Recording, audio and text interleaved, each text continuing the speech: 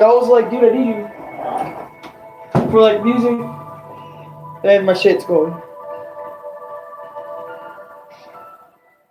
Hi, I'm live. Give me a minute. Let me oh my God. Chris, I'm sorry, but the fact he said, there it is. Here we go. I'm in session. Don't guess what? Well, no, you're going, so. Yeah, I know. Oh. Get that you're going. Alright, like, subscribe.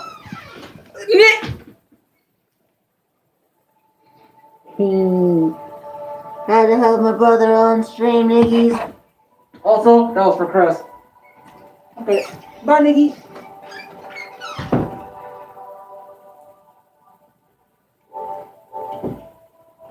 We got a list.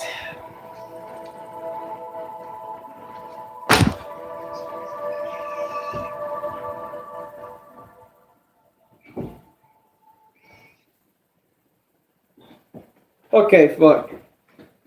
Well, technically I'm not because it's Louis Pleasure by time. Anyways, you can stay. Alright. I was just about to put my stream on and I was going to use this so I can put on some background Crash 4 music. God. Okay. So we got a list here. Boys and girls. Let me just find the page real quick. I actually don't remember. Hold on.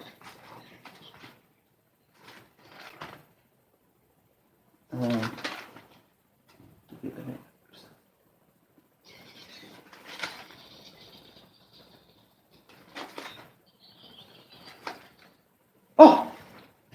Whoa!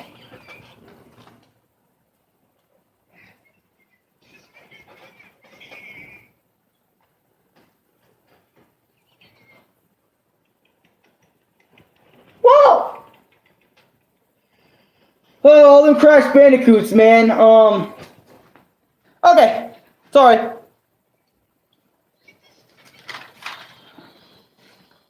Wow.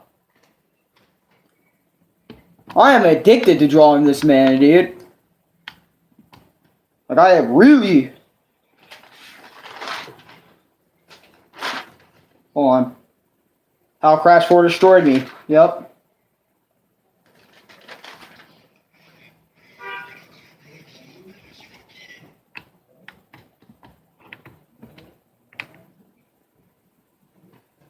Fair enough.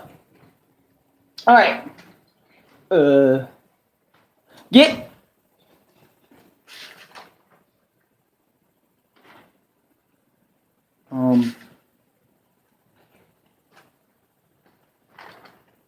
Nigga, where? Oh! Here it is. So, I got, and my YouTube career. Oh, let's see.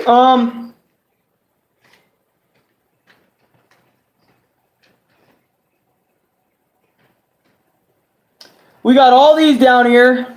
I got a list of people on here.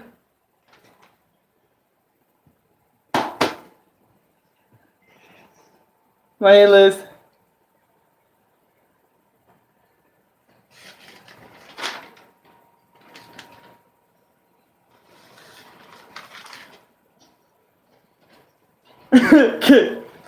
Okay, so this is gonna be like a different my experience today. Also, what's up? What's that list? This is a list we got here. That what happened to me in my Crash Bandicoot 4 journey. This is gonna be a little different. All right, from last time. Okay. Now, are we gonna start with the positives or the negatives? Just kidding. We're gonna start with we're gonna go like positives first. All right. Like we're gonna do one positive, one negative. Actually, fuck it. Y'all niggas just want to hear what I want to hear. Okay. Anyways, so what do I like about Crash Bandicoot 4? Well, I like that the cutscenes are really good, and It's the fastest running Crash Bandicoot game ever that we've ever gotten. It's the most clean looking, you know, overall, all around, it's like the most clean looking. You know, you got your graphics card up and shit. You know, you're looking at Crash, you know, looking how beautiful his animations are in cutscenes. And not only in cutscenes, but in game himself. You know what I'm saying? Can y'all like my video? Like, I see no likes in the corner, and oh wait, I'm not on PlayStation. Okay. Anyways, ignore my dumbassness. Okay. Besides, like, the cutscenes being really good and stuff, it's like, god damn. There's likes. Okay, I just couldn't see them at first. Okay, leave me alone. I haven't done this YouTube thing in about a week. Leave me alone.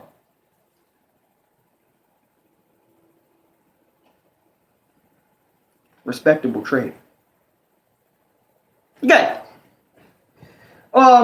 Like, obviously we all know it's the fastest running Crash game. The storyline of this game, it's like your typical Crash game. No one gives a fuck about, I'm just kidding. We give a fuck about the story in this game since it's Crash Bandicoot, but you know. Okay.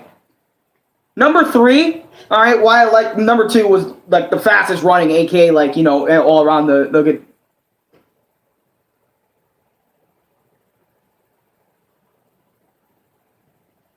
How you doing? How you doing, Jimmy John? Jimmy John, right? Yeah, Jimmy John?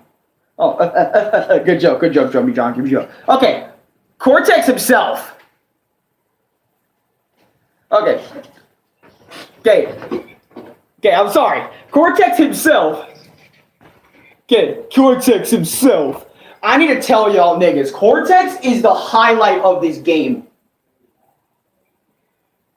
There is, like, I'm sorry. Okay, I'm sorry. All right, just Cortex himself.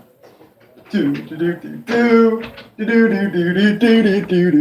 fucking blink. Pull out the blinky. Kill all your niggies along the room. I'm sorry. Just everything Cortex says from beginning to end.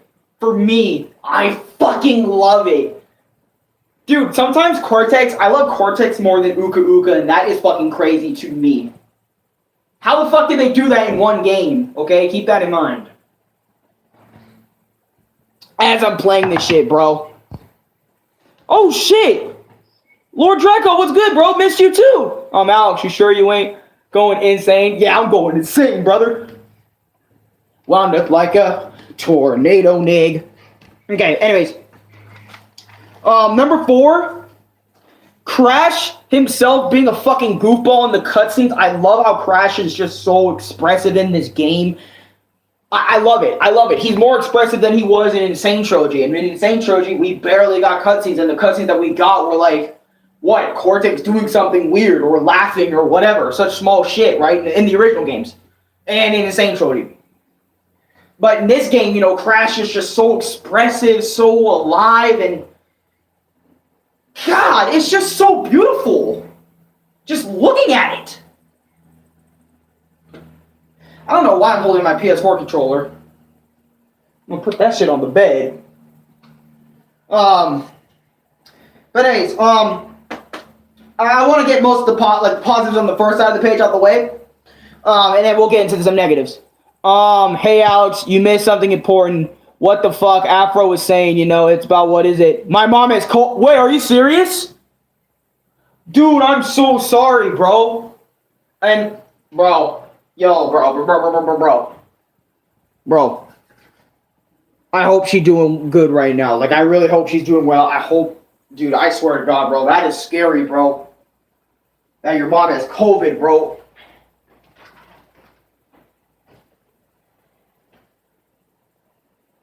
Hold on. Let me wish to the Lord real quick.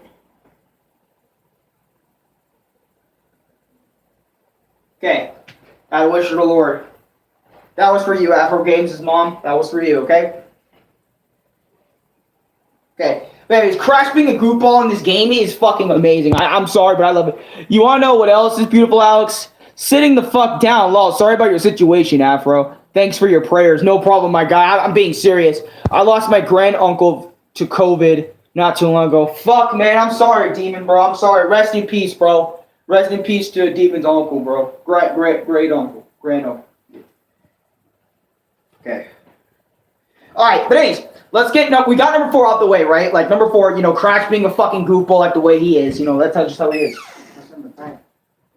What are you doing here? Dad didn't want me to go all out. Yeah. Oh. Yeah. Okay, you can be in the stream for me then. Yeah. Bye, Chris. Hey, I thought you were gone, so that's why I was like, I have the PS4 still on. No, you can turn it down. Well, no, you can use your phone. I don't want you not using your phone.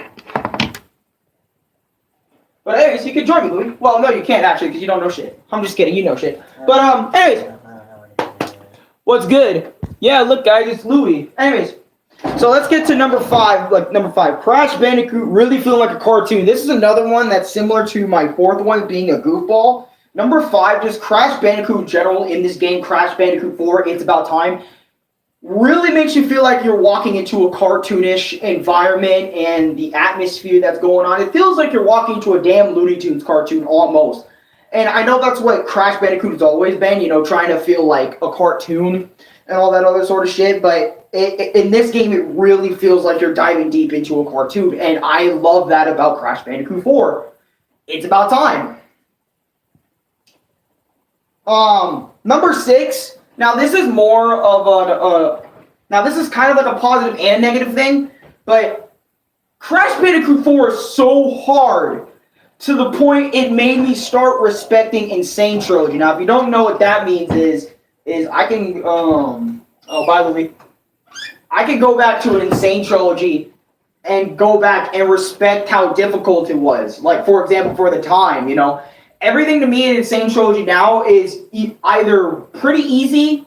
I mean, it's not like completely easy. Like, I can do it without being like I can basically go back into any of the 3 original Crash games and be like, oh, okay, I can do this without struggling way too much, without spending days or weeks upon it. I literally played Insane Trilogy not that long ago, and on top of that, I have recollected all 113 gems on my brother's PS4. Because if you guys remember, when I broke my PS4, I lost all my Crash Bandicoot Insane Trilogy data. So when I restarted, I literally regrinded everything again, and it was so much easier. And the fact that Crash 4 is so difficult to the point that it made me start respecting Insane Trilogy's difficulty is honestly an honor. Now it's not like the fucking... I mean, Crash 1's still bullshit with the time trials and stuff like that. Don't get me twisted. The time trials on the Crash Bandicoot are bullshit, and they will forever be bullshit. But I'm saying, like, the base game in general, the regular game, the going after the boxes and collecting stuff, being a collectathon nigga. It's just all about that. And there goes Louis to the abyss, known to as the rape claw that phone with the Rigo. That you are amazing. Thank you. I'm really trying best. I'm trying to. Crash 5 has to come our DLC. Story ain't technically over. True. We do need some story mode, some DLC. Anyways, number 5. Now this really impresses me, but let me tell you guys, and I want you guys to know. Since I started Crash Bandicoot 4, I have been getting better at time trials. I have 20 platinum relics. Guys, keep this in mind. These levels are longer and harder than any of the original levels in Crash Well, basically most of the levels in Crash 4 are like Cold Hard Crash. Okay? And I have platinum relic 20 of those levels. I can show you guys my data right now. I have 20 platinum relics. Like, it's crazy. 20 platinum relics. And I did this with such a short amount of time. Okay, this is me, by the way. Okay, this ain't like, anybody else or something. I know there's a lot of niggas out there that are better than me. But literally, I have done the unthinkable. Okay, niggas may not believe me, but I'll show you guys what I'm talking about when I turn on PS4 again and show you guys my data at the end of the video. Because I'm going to show you guys my data. Okay, Now let's move on to the negatives on the first page. Okay. I wanted to get some positives because, Crash Bandicoot 4 has positives for me. And, and by the way, this was in such a short amount, like the fifth one right here, this is such a short amount of time. I have 20 platinum relics, and I might still move on to make more. I might still do more platinum relics. I might still go out and do more platinum relics. By the way, I also have 85% trophies in the game, so I'm legit only need like 4 more trophies and I platinum that bitch. But I'm not trying to platinum Crash 4 right now. But maybe in due time, I'm not sure. But anyways, let me go back to work. And I'm proud of myself in a way because I did all this with such a short amount of time. You guys are not even gonna fucking believe me how long it took me just to do that. Like just to do what I just said. Like, anyways. Let's get into some negatives, okay? Negatives. Yeah, best stream. Hey, what's up, S-Class? Welcome. Uka Uka is not a boss battle, and he's only in the first cutscene in the 106% cutscene. 106 is literally the max you can go in percentage in Crash Bandicoot 4. It's about time. Now, I'm pissed because Uka Uka is my favorite fucking character in Crash Bandicoot 4. And yet, he's only shown in the beginning opening a rift, as you guys saw in my first Crash Bandicoot 4 live stream that I've ever done on the channel.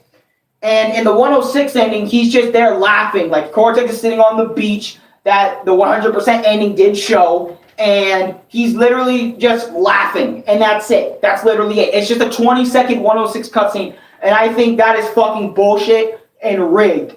Why wasn't Uka Uka used as a boss? Kind of like in Twinsanity. I know I haven't played Twinsanity, but I've seen so many, like, when I look up Uka Uka theme song, I always see that fucking bitch always there, bro. And it's like, we should have gotten Uka Uka as a boss. That would have been sick, instead of him being fucking knocked the fuck out. I mean, at least he did a Super Saiyan 3 Gotenks feat where he opened a rift in fucking time by himself, by the way. No fucking help with Piccolo when Gotenks did it in Dragon Ball Z. Where it's Gotenks and Piccolo both screaming to create their own fucking rift, okay, in time. Uka Uka did that by himself, so that should show you how fucking powerful he is, even though he got knocked the fuck out afterwards. But still, it's fucking crazy, okay? Alright? And I fucking hate this because, as again, I'm an Uka Uka fanboy. I've loved Uka Uka since Crash 3, and just not fucking seeing him as a boss and just seeing him at the beginning in the 106 really fucking disappointed me. Really, Toys for Bob? I'm sorry. Anyways, let's move on to number 2. Every level feels way too long. Now, there's a lot of levels that are pretty long, but like not too long if you know what the fuck you're doing. But this is when I didn't know what I was doing and every level felt really fucking long. Especially some of the levels that are long, they feel way too long. And I feel like Crash Bandicoot 5, the next one, should go back to Insane Trilogy length of levels, okay? And keep it there instead of fucking making them even longer than they have to be. That's why number 2 pisses me off so fucking bad! Oh god. It's because they're so fucking long and there's so much stuff you gotta remember going through the course. Don't even get me started because I already have some levels wrote down in this bitch. Okay, number 3. Time trials for even the gold relics, even platinum relics. Oh my fucking god. I'm telling you, boys and girls, the platinum relics in this game are very doable. Every single level in Crash Bandicoot 4, It's About Time, has very doable platinum relics. You don't even need the triple spin, which the triple spin is basically you pressing square, just wait a little bit. Don't wait till the spin animation completely over. I've actually not mastered, but I'm actually really good at using the triple spin, by the way. And I learned how to do that in less than a day.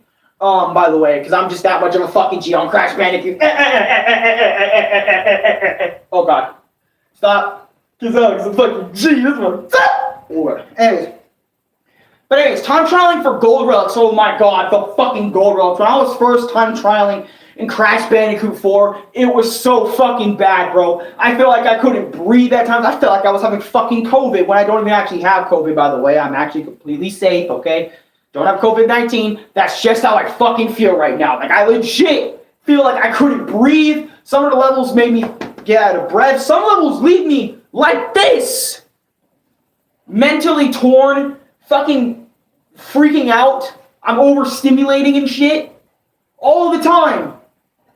That's why I feel like every level's too damn long. And time trials, they just make that. They literally, some of the levels I feel like, and by the way, there's 38 levels in Crash Bandicoot 4. 20 out of 38. Exactly.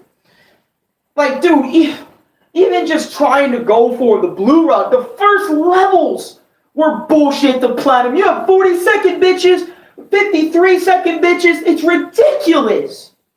And niggas spend so much fucking time on their game, the developer time relics, which are way crazier. I don't even care about the developer time relics. I only care about the platinum relics, dude. That's why I didn't even put the fucking developer time. Actually, matter of fact, I actually do have a developer time relic in Cortex Castle, which I'll show you guys as well. I actually have one developer time relic. Which was in Cortex Castle because I am such a fucking G. Sorry. It's just that I'm sitting here thinking about, okay, anyways, number 4 for me on the negative list.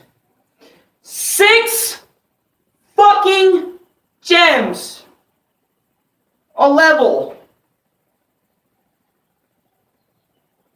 6 fucking gems a level. I think you guys already know where I'm going with this. If you guys have played if you guys have watched all my Crash Bandicoot videos, you guys know I hated the fucking color gems in the original Crash games because how ridiculous they were. The moment I heard Crash Bandicoot having 6 gems a level, what the fuck? I was just like, really? I was struggling to collect 1 or 2. Shit, maybe even 3 in a level, like, oh, box gem, death route, and color gem. What?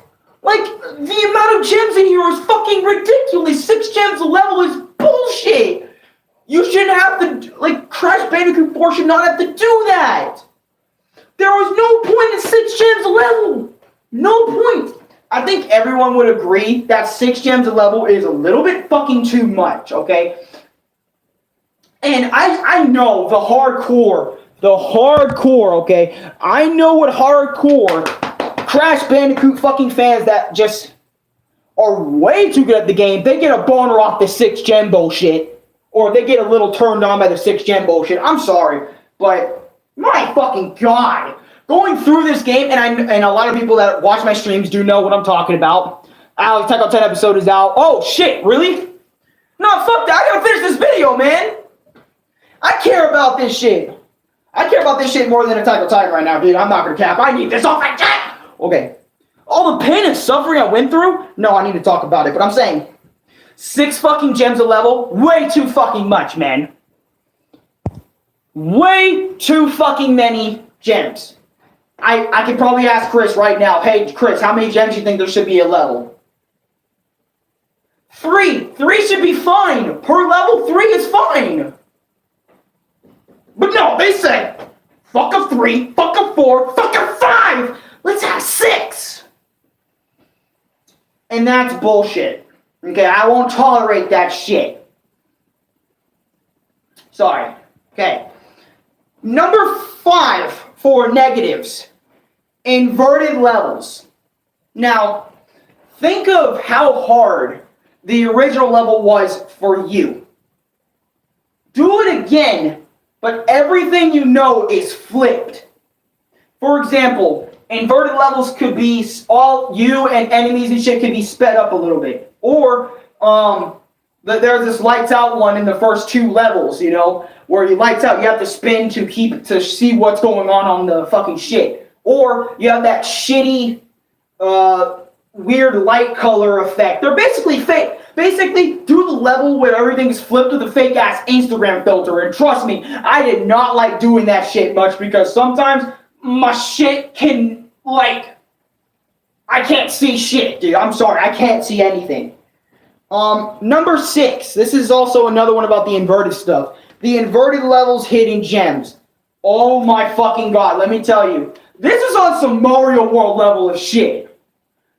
And I say that I say that knowing, because I've done all the levels over and over and over again, okay? I know. I don't want to hear anyone in fucking chat saying, oh, no, you haven't done jack shit in Crash Bandicoot 4. Okay, what's your percentage at in Crash Bandicoot 4? Huh? Speak to me then, nigga. I have 55%. Beyond 100%. I'll shut up. You better. Anyways. The inverted levels hidden gem. You have to look up some of that shit.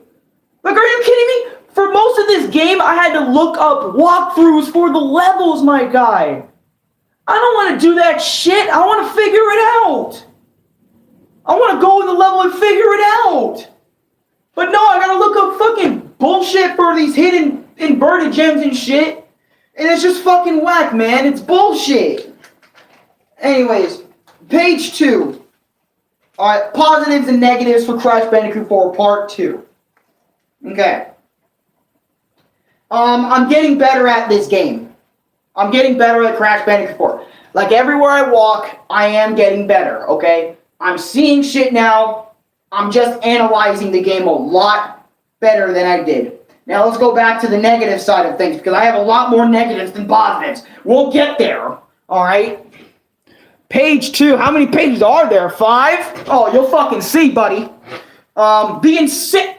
Oh, dear. Who remembers the second Crash Bandicoot livestream hit the fucking road? The insanely perfect relics. This is Crash 1 territory! Okay, let me tell you guys. Nobody, absolutely nobody, likes how difficult Crash 1 was. Okay, in raw difficulty. Okay? Like, for example, if you want to know what I mean, is the insanely perfect relics are pretty much, you have to collect every single box in that level, collect every single gem that does not include the hidden gem in one run. One run.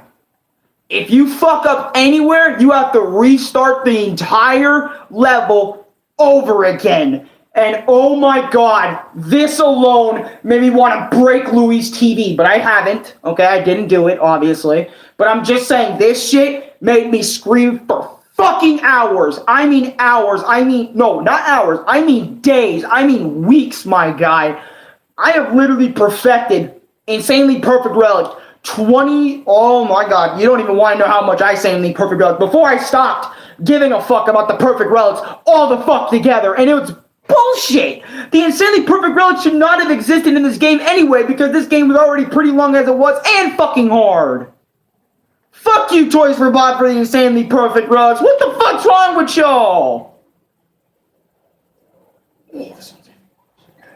Seriously, fuck y'all for the fucking insanely perfect relics and shit, making me lose my mind and shit. I have literally lost my fucking marbles so many times because of these insanely perfect relic shits.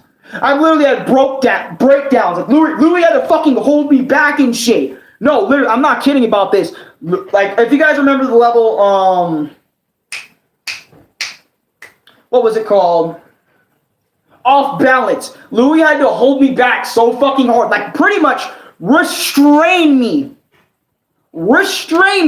because I was having a mental freak out. What is it? Snickers didn't even realize who the fuck I was anymore. He just kept barking at me because he was actually legit scared of me. Dad had to walk in, and all sorts of shit had to happen that night. I legit had fucking mental problems after this shit. Hell, sometimes my dad actually wondered what the fuck is actually wrong with you. At one point during my Crash Bandicoot playthrough, he actually said, yo, what the fuck is wrong with you, dude? Like, seriously, that's how fucking bad this game really fucking... Don't even... Okay, anyways. So the next one, we have the 3 Death Gem. At first, I didn't understand why Categories said this one was so bad. I fucking figured it out! Dying less than 3 times in a level is a gem, okay? And if you die more than 3 times, you lose that gem. And you have to do the level over again for that gem. And let me tell you, there was 2 levels, I shit you not, 2 levels where I physically could not do all the gems at once in that level. Like basically get the boxes, collect all the boxes, die less than 3 times, and maybe find the hidden one. I couldn't fucking do that on some levels in this game. I legit had to do the 3 death gem, make sure I don't die, do the level regularly without dying more than 3 fucking times. Okay? And let me tell you, that shit is ridiculous. Fuck this fucking gem. I finally understand why that gem is bullshit. And on top of that, some of the hidden gems in the regular version levels are some Mario World type shit where you have to look it up and you... Bullshit. Okay? Oh, okay. This one. This is the... Oh, fuck. I didn't write a lot of these down.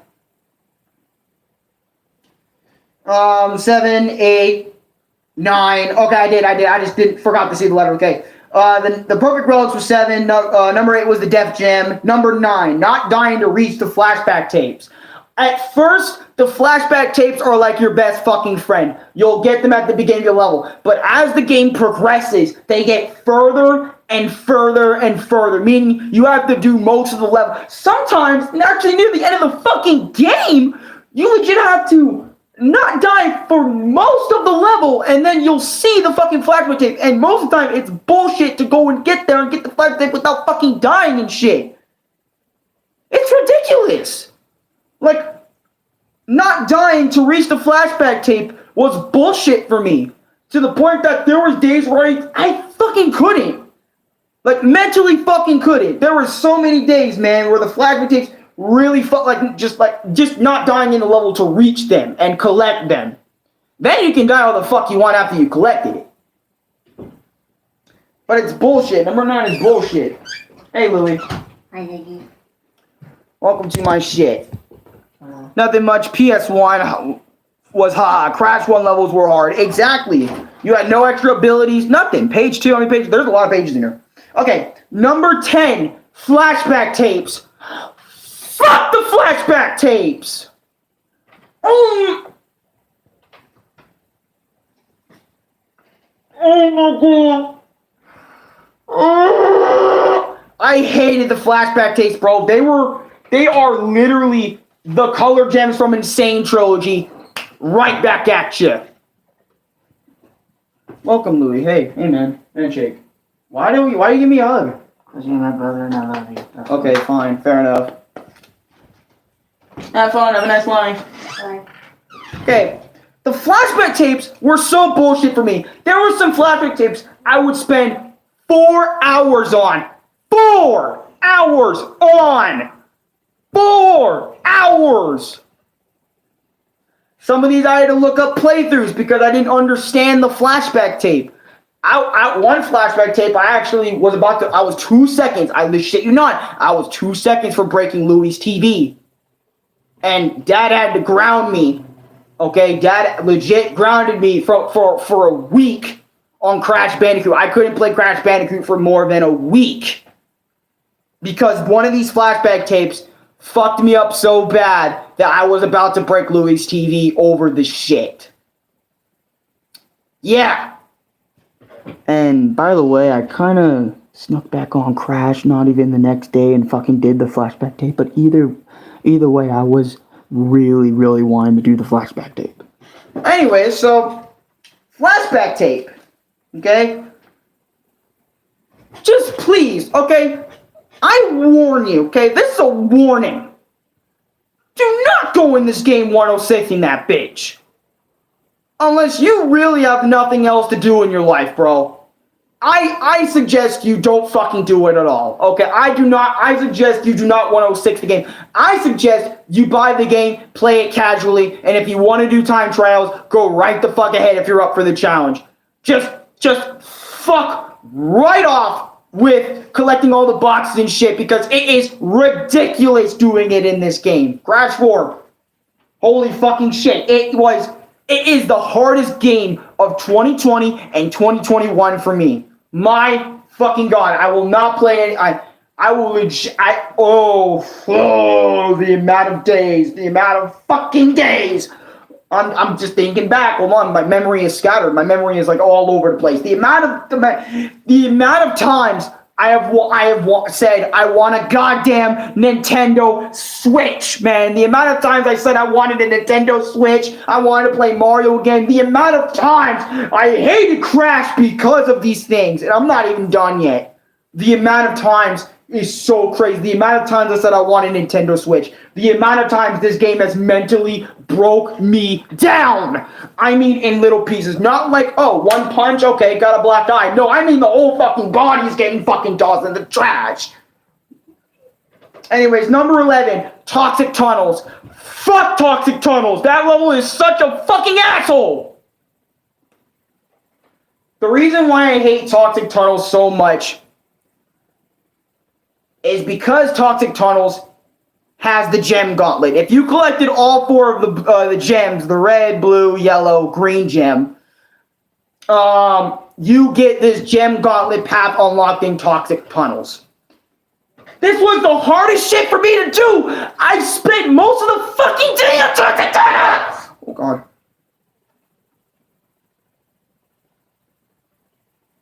Literally. This was one of the levels I was talking about. I got the 3 death gem. Okay? I spent hours trying to get the 3 death gem. Then 2 to 3 days, maybe in the same day later, go back for the other ones. Because I just couldn't fucking do it. Toxic Tunnels is right up here, baby. I remember that level like I did it yesterday. Number 12. Toxic Tunnels is just number 11. Basically, number 12 for negatives. New bullshit everywhere I look. And what I mean by that is, there is no familiarity with some of these levels, man. Like, I mean, you'll see some familiarity, but everywhere I fucking walked was bullshit, bullshit, bullshit. There was no chill zone, man. Everywhere I walked, I swear to Jesus Christ Almighty himself, no chill points. No chill points. No chill points. Let me tell you, like every level I walked into, and you guys saw pretty much all the levels that I pretty much, in the final part of my Crash 4 video, which was 6 hours long, by the way. Everywhere I looked, there was just bullshit. And in the part 1 and 2 and 3 playlist of those videos, you guys know what I'm talking about when I say there's new bullshit everywhere I look. Everywhere I look, there was some new bullshit going on about it. And you know what? To add on to the insanely perfect relic, I realized this when playing on camera or on stream or off stream. I'm still taking 5 to 7 hours to beat some of these levels. So regardless, either way, what the fuck? New bullshit. I gotta remember where this box is. Gotta remember where that box is. And don't even get me started with the box count in some of these goddamn levels.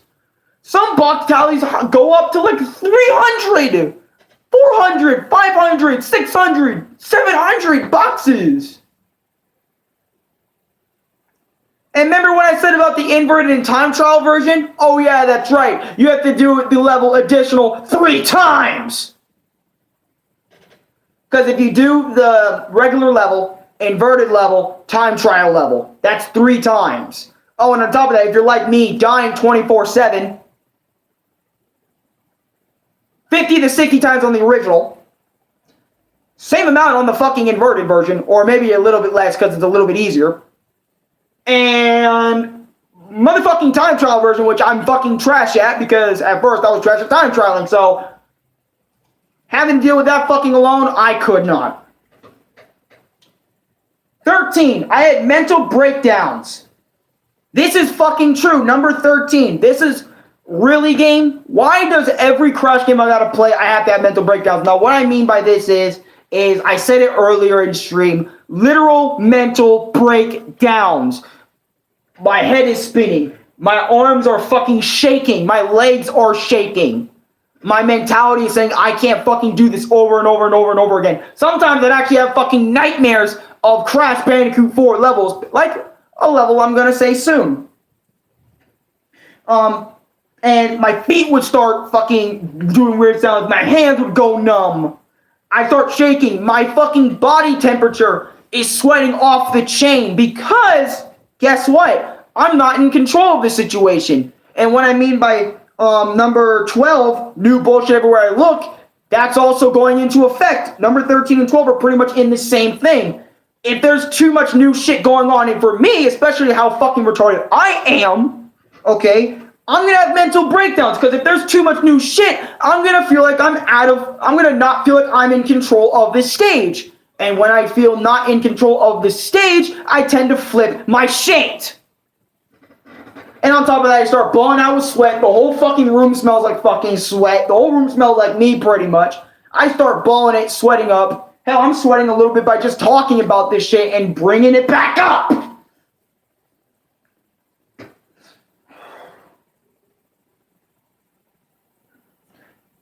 Number 14. I was on my way to get rid of my whole PlayStation account because of Crash Bandicoot 4.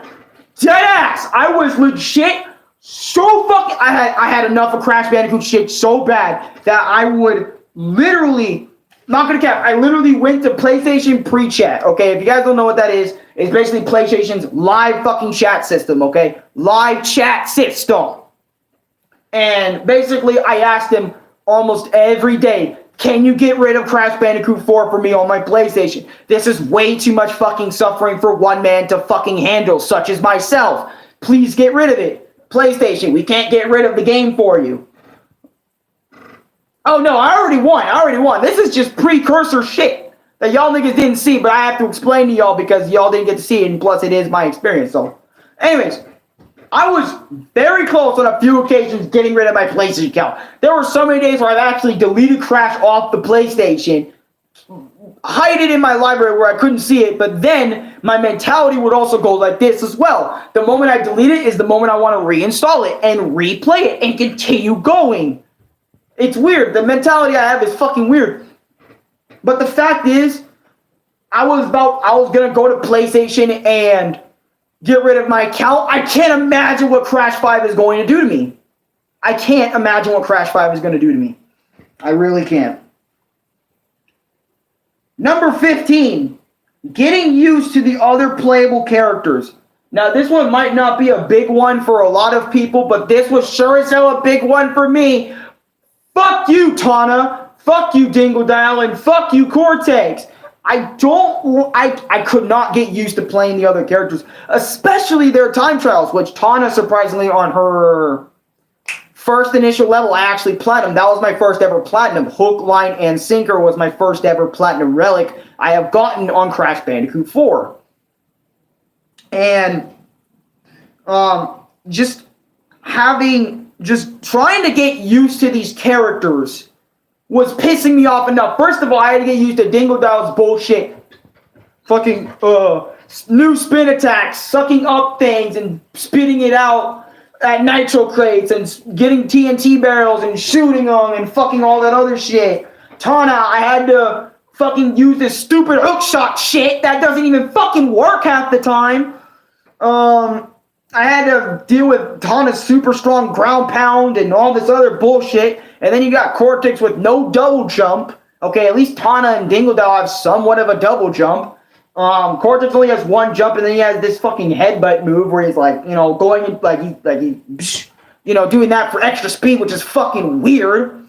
And I only have my gun, which also the gun, just like Tana's fucking hook shot, doesn't have auto aim. So it fucking sucks when I want to shoot something. And it doesn't want to work. And just getting used to them throughout the whole journey really pissed me off.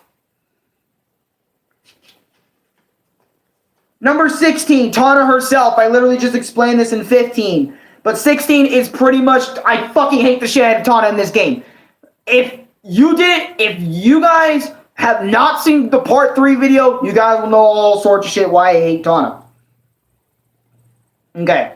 Yes, I do know the Crash mobile game is coming out. It is coming out in March of this year, aka basically springtime of this year.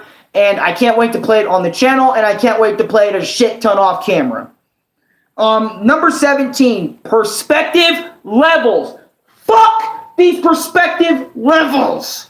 Let me tell you why I say fuck perspective levels. Because if you guys remember the level, like, take bears repeating, for example, where you have to go on that bear shape.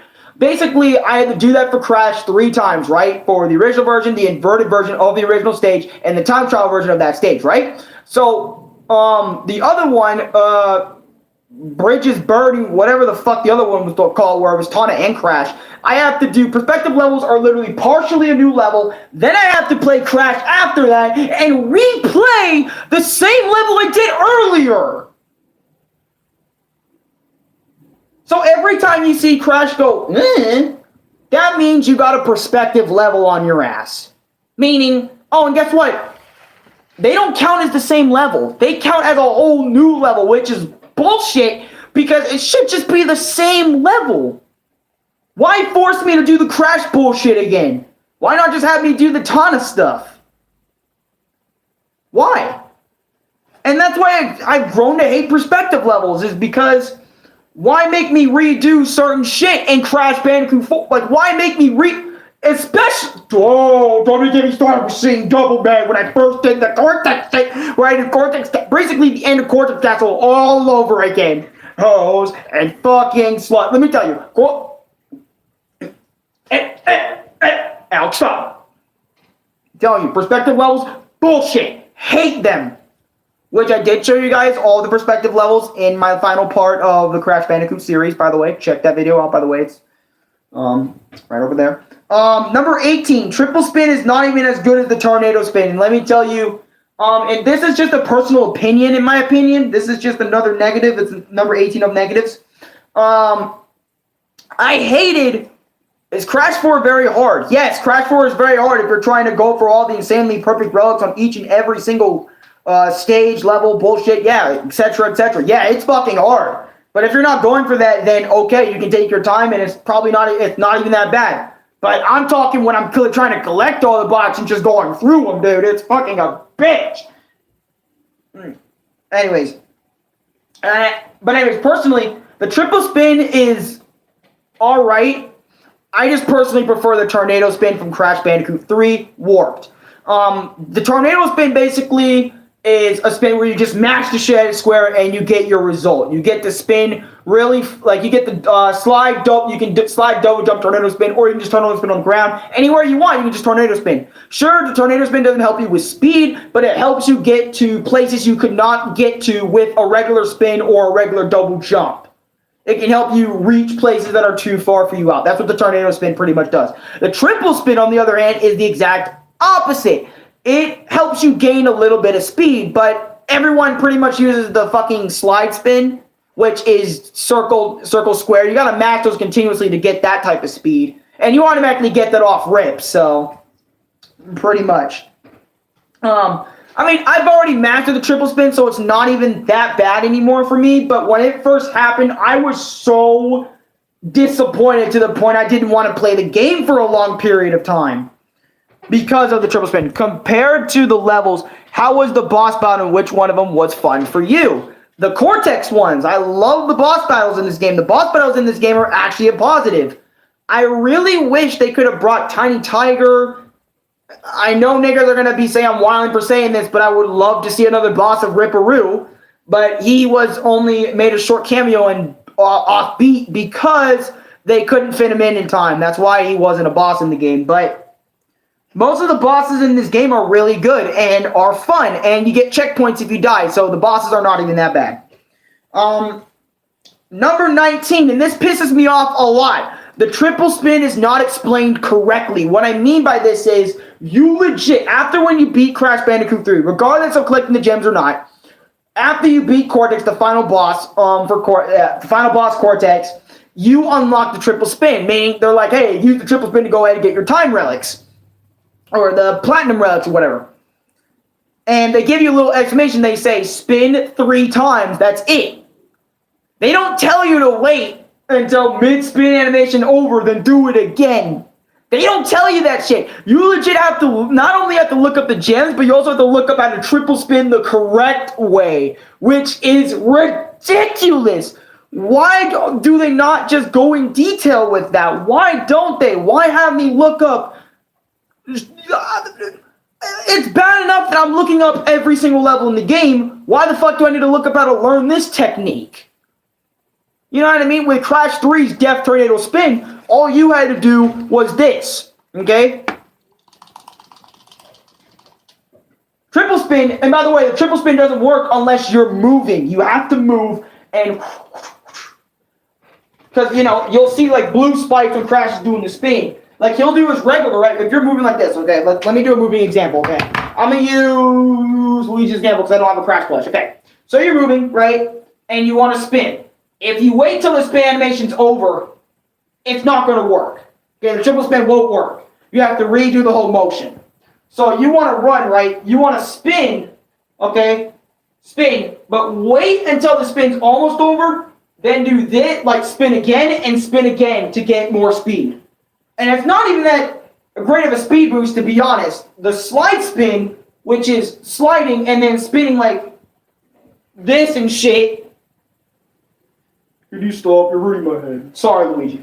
Okay, but anyways, the triple spin, that's how it works. You can't do it standing still. And by the way, if you stand still, that's a standstill spin. Okay, that's what. Woo, fuck, that's not doing that again. Oof, that's stupid, for real.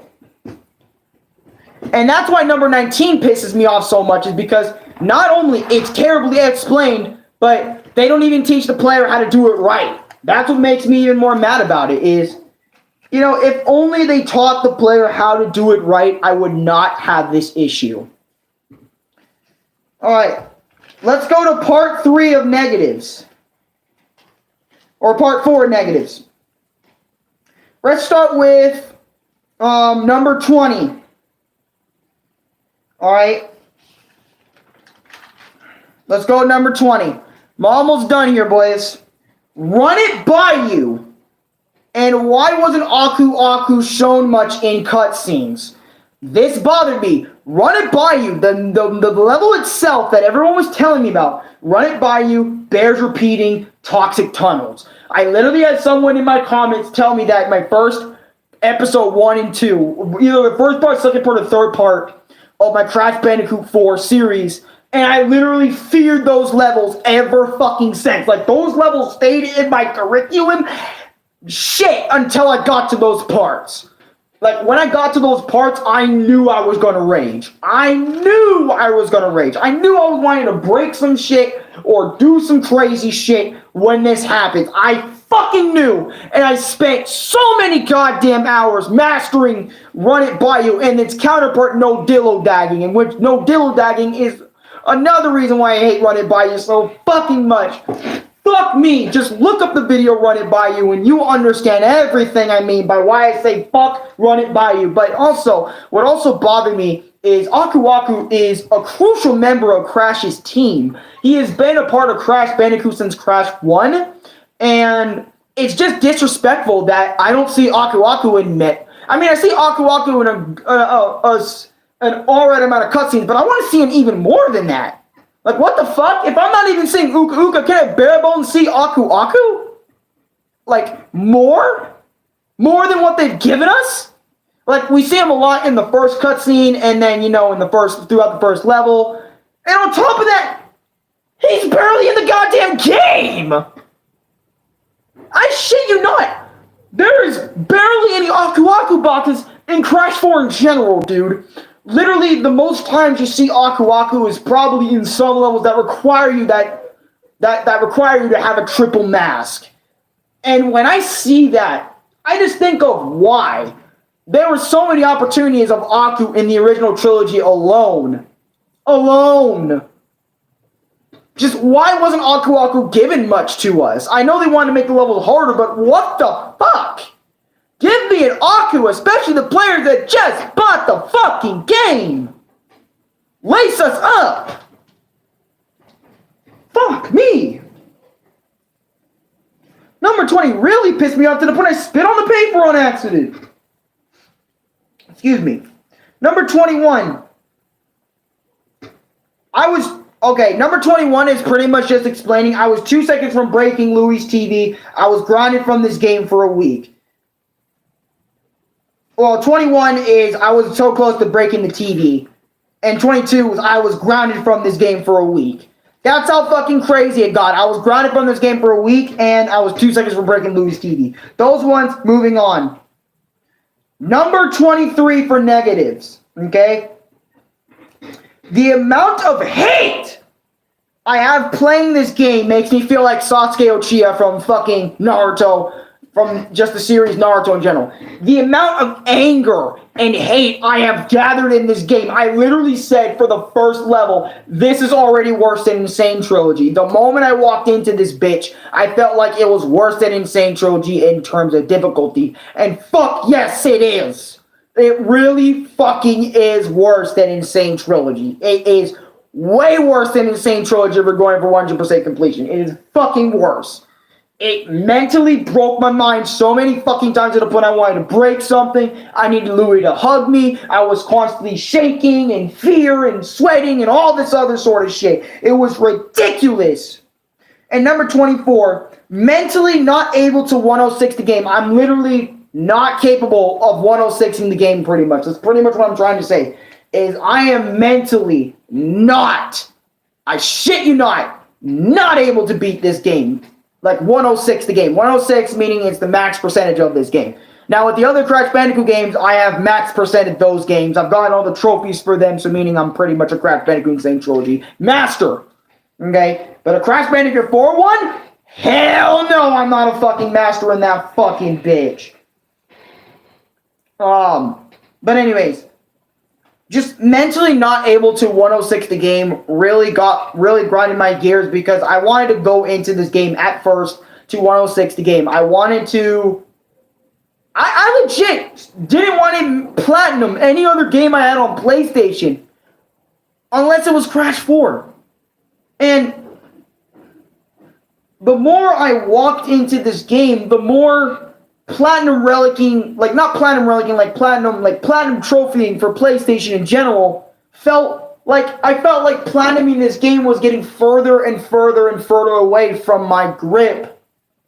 From my grip, man. From my hand grip. It was just drifting away. Every level I played, it was just going further and further and further and further from me to the point I stopped trying to 106 this game. I mentally stopped trying to go for it. And I stopped at like 23 insanely perfect ropes because I literally I actually just insanely perfect bears repeating today, by the way. And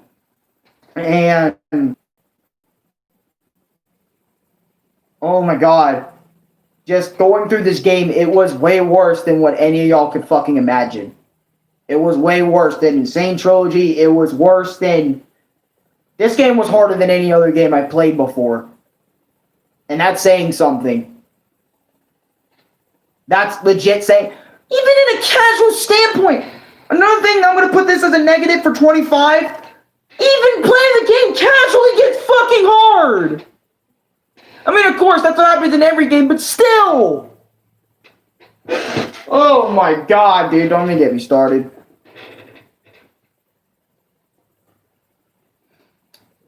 It's ridiculous, man. Ridiculous. The game is a monster on its own. The game is a monster on its own. And trust me, I've witnessed that more than... And that's why I always say to, like, my friends of mine that always want the game, don't get this shit. Don't even attempt Crash 4, okay? Like, get the game, play it on a casual note, that's it, okay?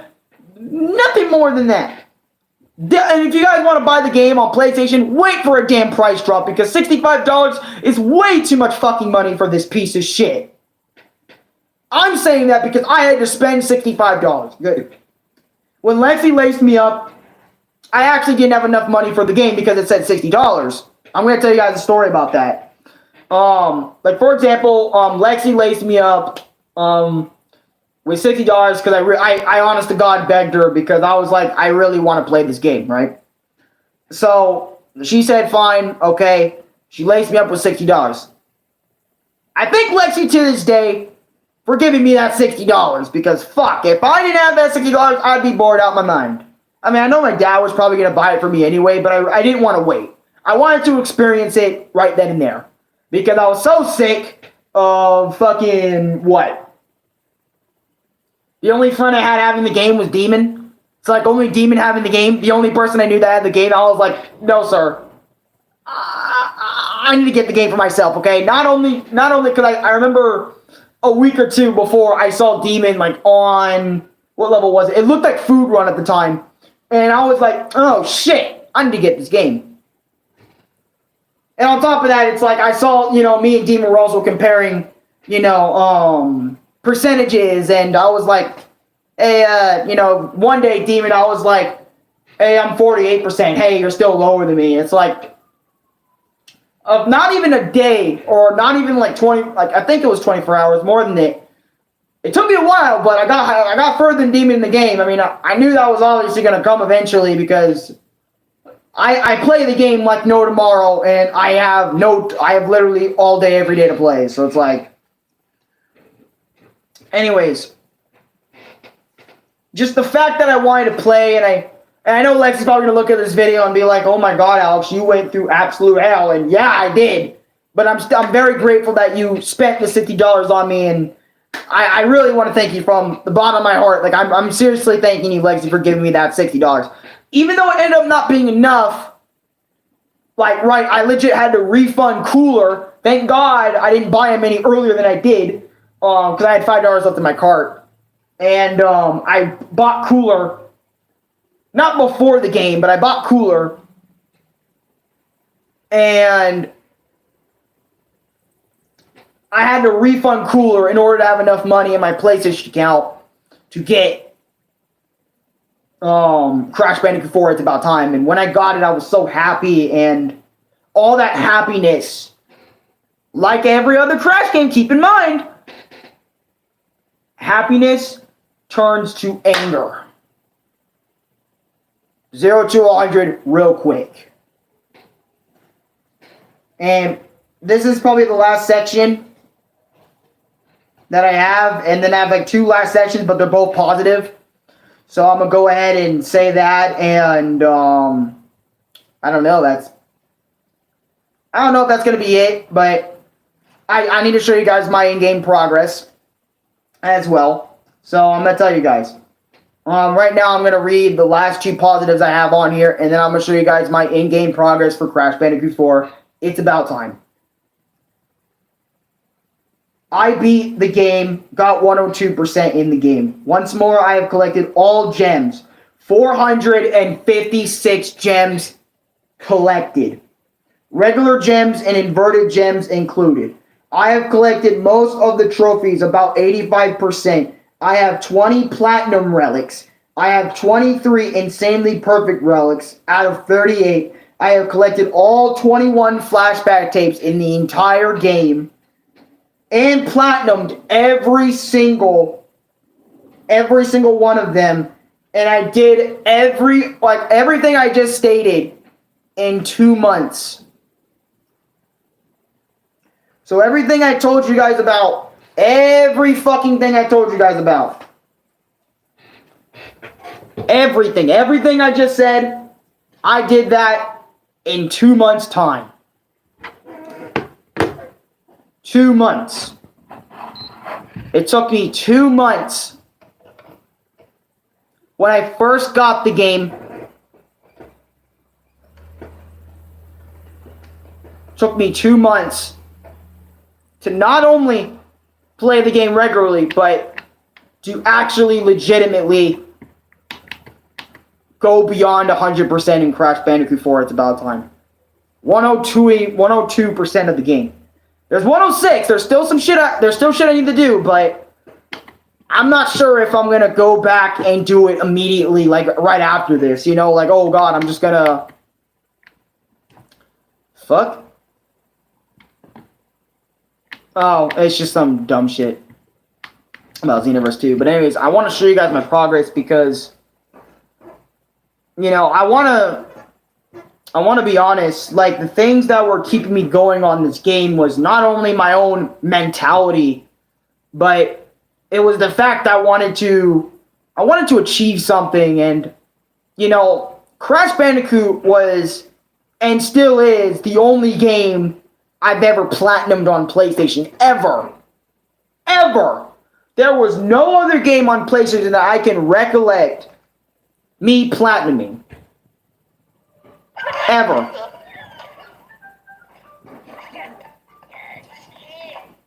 I have, like, this is, like, the only game series I've ever taken time out of on PlayStation. I've done a lot for Mario, but I'm just saying, that's Nintendo, not PlayStation. And I did everything I did within 2 months of time. 2 months.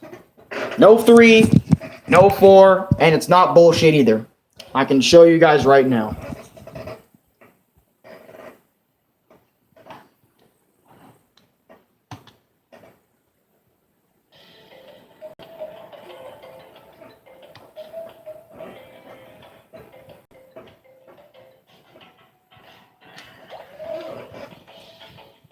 My Crash Bandicoot 4 progress.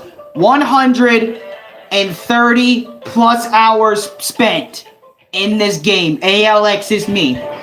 Game progress. Gems. 228 each. All color gems collected. All sapphire and gold relics collected. 20 out of 38 platinum relics. Insanely perfect relics. 23 out of 38. Flashback tapes. Platinumed. I did all of this in 2 months.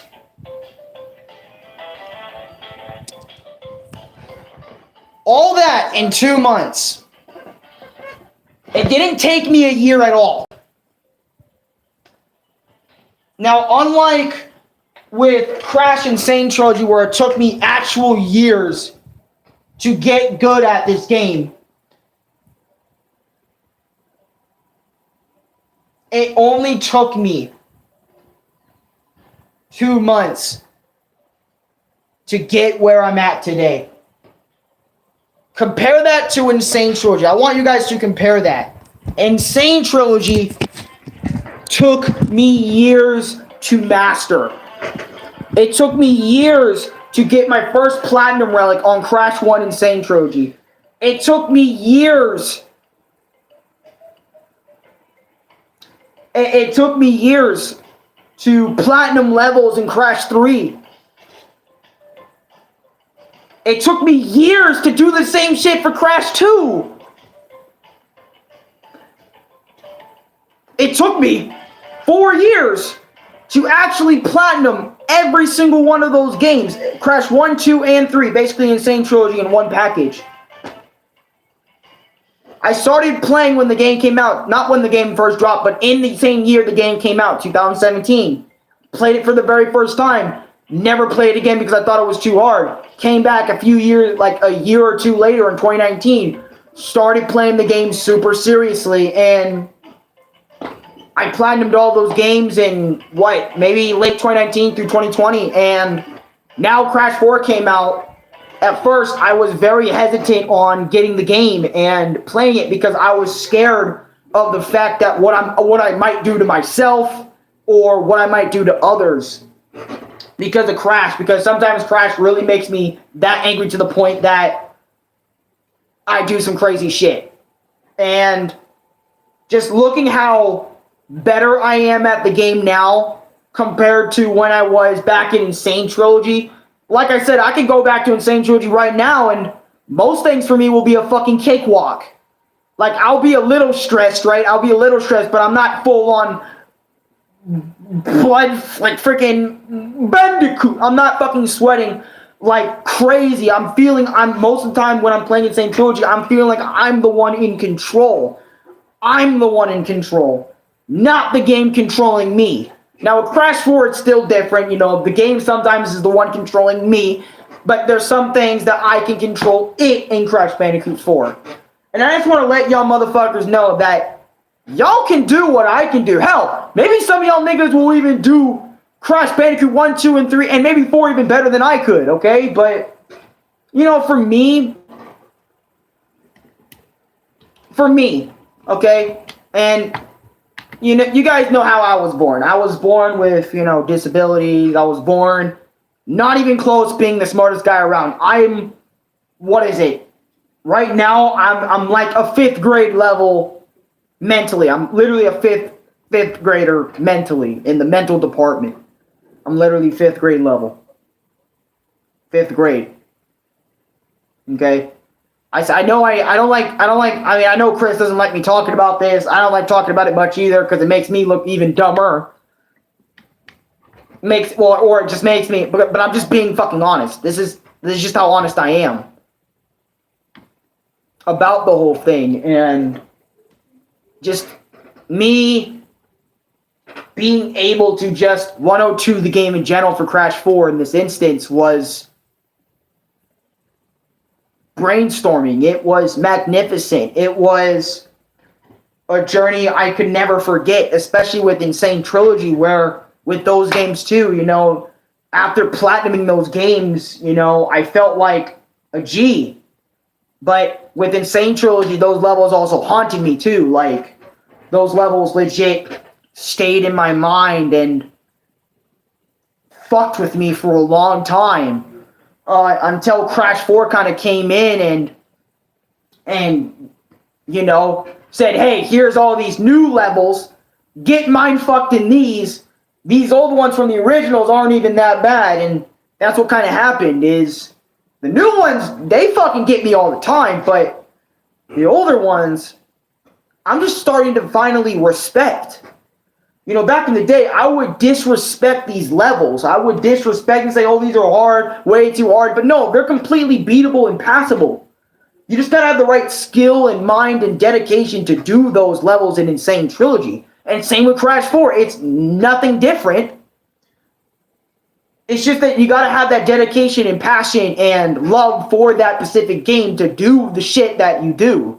You know, for Crash Bandicoot, they're expecting a push out of you when you're doing the platinum relics and stuff. Getting the platinum times, they want you to be pushed. They want you to be pushed to the limit. And Crash 4 pushed me beyond those limits. And I'm feeling like a goddamn Super Saiyan with the Zenkai boost. Like, low-key, every level I play in Crash Bandicoot 4, I can probably do pretty casually now because of my Zenkai boost. Back in the day, if I fucking did a level casually, I don't know if I can still do I don't know if I can do Talk to Tunnels casually or something like that. But dude, holy fucking shit, I can just walk in a level in Crash Bandicoot fucking, at least the originals, and walk in there and do it casual as fuck and come out on top. With Insane, you know, with you know, when I say originals, I actually do mean Insane Trilogy, because I also do play the originals too, and with the original Crash 2 on the PS1, I can go back to Crash 2 on the original PS1 and do the same shit and do it all again. And same with Crash 3, I can probably do the same over there too. With the original PlayStation 1 software, I can probably do the same shit. You know, and Crash 1, not so sure about on the original PS1 because that shit's bullshit with the save slots and stuff like that, but you get my point, is just with my mindset and just being able to do all this stuff, it's just, I'm just so happy at the end of the day, because even if I never end up platinuming Crash 4, I don't get that platinum relic, I'm not as good, you know what I mean? I'm not as good as other people, you know, there's always going to be people better than what I could do, but god damn, I am happy to know that, okay,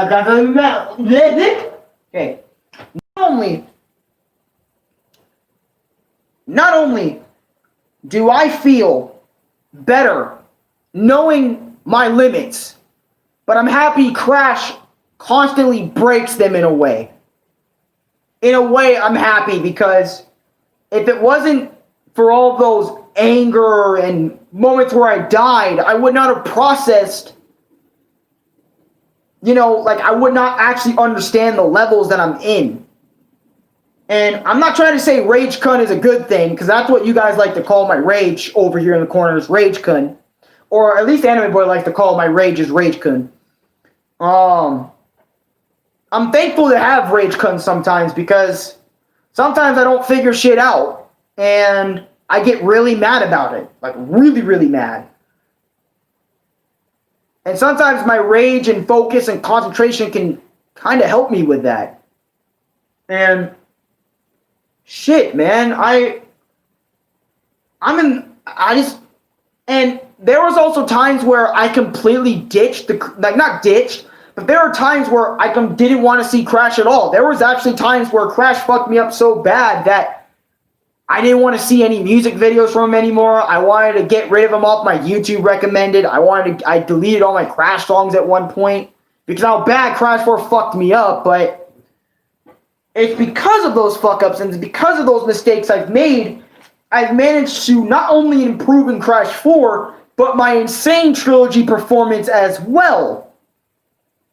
Like, before, when I was on Louis' PS4 with my account on there, I would never have considered redoing those games over and over and over and over and over again for the box gems and all that other sort of shit. Like, the levels that mind fucked me back in the day are not as bad. Like, they still get a little bit of anger out of me. I'm not going to say, oh, they completely don't make me angry, but they make me angry, but not to the point I'm going to explode and throw my chair at the TV set or, go bad shit crazy, They don't make me do that anymore. Like, Chris knows this because he's, heard me in the back because he's always there. He's always there. And another thing is, this is for Louis, but Louis, if I need to talk to you about something, about Crash Bandicoot, how difficult it is, please talk to me about it because the thing is, Chris is like the only one that hears all of my Crash Bandicoot shenanigans. And I don't know, some days he might be sick of it. I'm not sure. I'm not certain. I don't want to assume that he is sick of it either. But he's the only one that has to sit there and hear me go on and on and on about Stormy Ascent, Slippery Climb,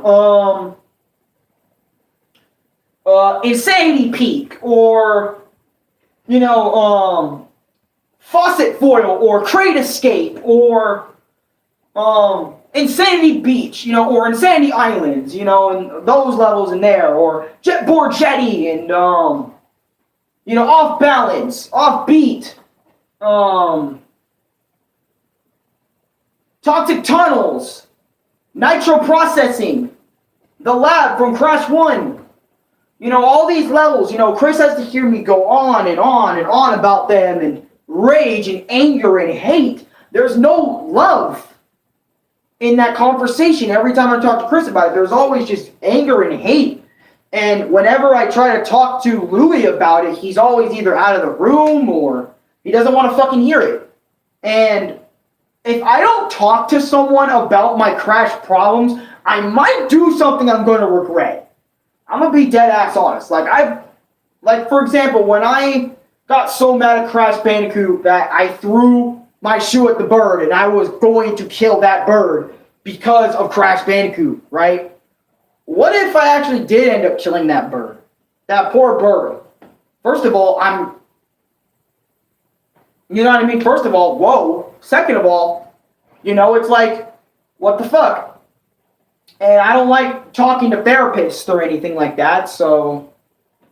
And, at the same time as well as when I die in Crash Bandicoot, I can't talk to Louis much about it because he doesn't understand, what I'm going through. And sometimes I feel like the only niggas that understand what I'm going through is other Crash players. But I'm not scared, but I swear if I interact with one, I feel like I'm probably going to get maybe jealous of them being better than me, maybe. I'm not sure how I feel because I've never had a friend that actually has Crash Bandicoot and that's platinum something that I have not seem to do, and I've never been in that scenario before. That's why, when I play a Crash game, I kind of never interact with the Crash community. I'm always, ever since I played Insane Trilogy, I've always kept it to myself. I've always kept, sure, I talk about this on YouTube, like my rage, my wrath, my fury about these games, like I'm the Incredible Hulk, and all that other sort of shit, but I don't interact with the Crash community because I feel like I'm going to become one of them, I'm going to become one of them toxic people because I've heard the Crash community as of late has been very toxic and I don't want to interact with any of them because they might get their toxicity and put that bitch on me, you know what I'm saying? And, if, let's say this, if Chris, Ombu, Dave, I know Ombu already has the same trilogy, but if I keep saying Ombu. If Chris or Dave want to get Insane Trilogy, play it, Platinum Relic with me and shit, go right ahead. You know what? Fuck it. Join my journey. Learn my suffering. Hell, maybe even watch okay, for example, Chris gets insane Troji. When he raves about it, I can be there for him and be like, I understand. And on top of that, I'll give the motherfucker tips and tricks. Because I love him that much. And I don't want him suffering the same amount of shit I did. Because when I was playing through the shit, I had no help, Like going through this journey and adventure, I had nothing to really, go by. I had nothing. Sure, I had videos, but even then, still no help, I had no, person telling me what to do. And, if Chris or Ombu need any help, share plays, I'll lace them up. Because I love them that much, and I want their Crash experience to be less hateful than mine. And I don't know if that's heartfelt or heartwarming to say, but I want their Crash experiences to be better than mine. To be way better than mine, in fact.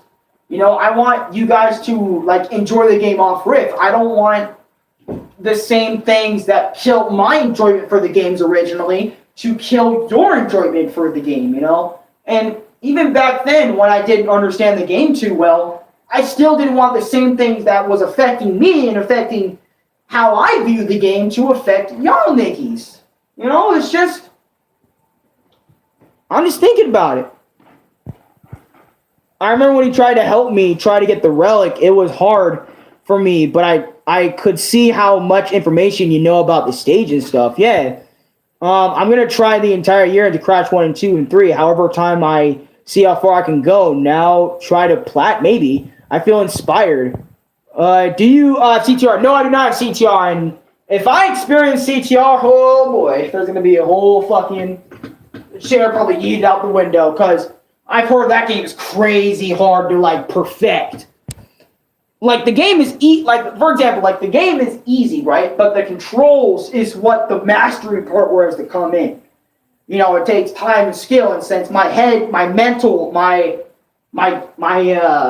mental fatigue, my shit, just me personally, okay? I probably couldn't handle CTR.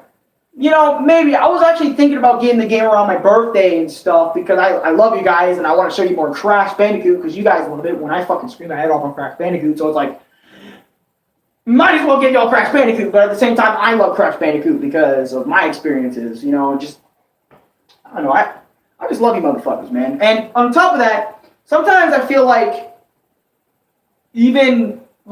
maybe even pro Crash Bandicoot players don't know how I feel. And then, when I come on here, this is where I get all my pent-out anger for that specific game goes.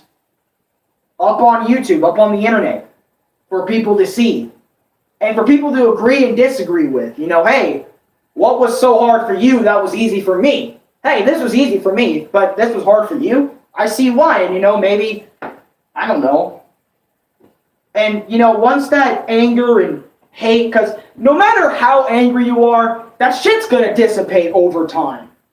Regardless, I don't care what it is. It doesn't matter what it is, okay? Keep this in mind. Doesn't matter what the hell it is. No matter what you are, the rage that you have in your body about certain things will dissipate over time. It's facts. For example, even your hate towards people dissipate over time. For example, Troy, for example, I hate his guts for what he did. Fuck, I really do. But, sometimes I felt like I wanted to forgive him sometimes and move on with all the bullshit that we had. But I don't really connect with him anymore, so I can't really patch things up with that. And who knows, maybe Troy's actually a better person now than what he was fucking then. I hope he is. He better fucking be, otherwise I'll smash his head in the ground again.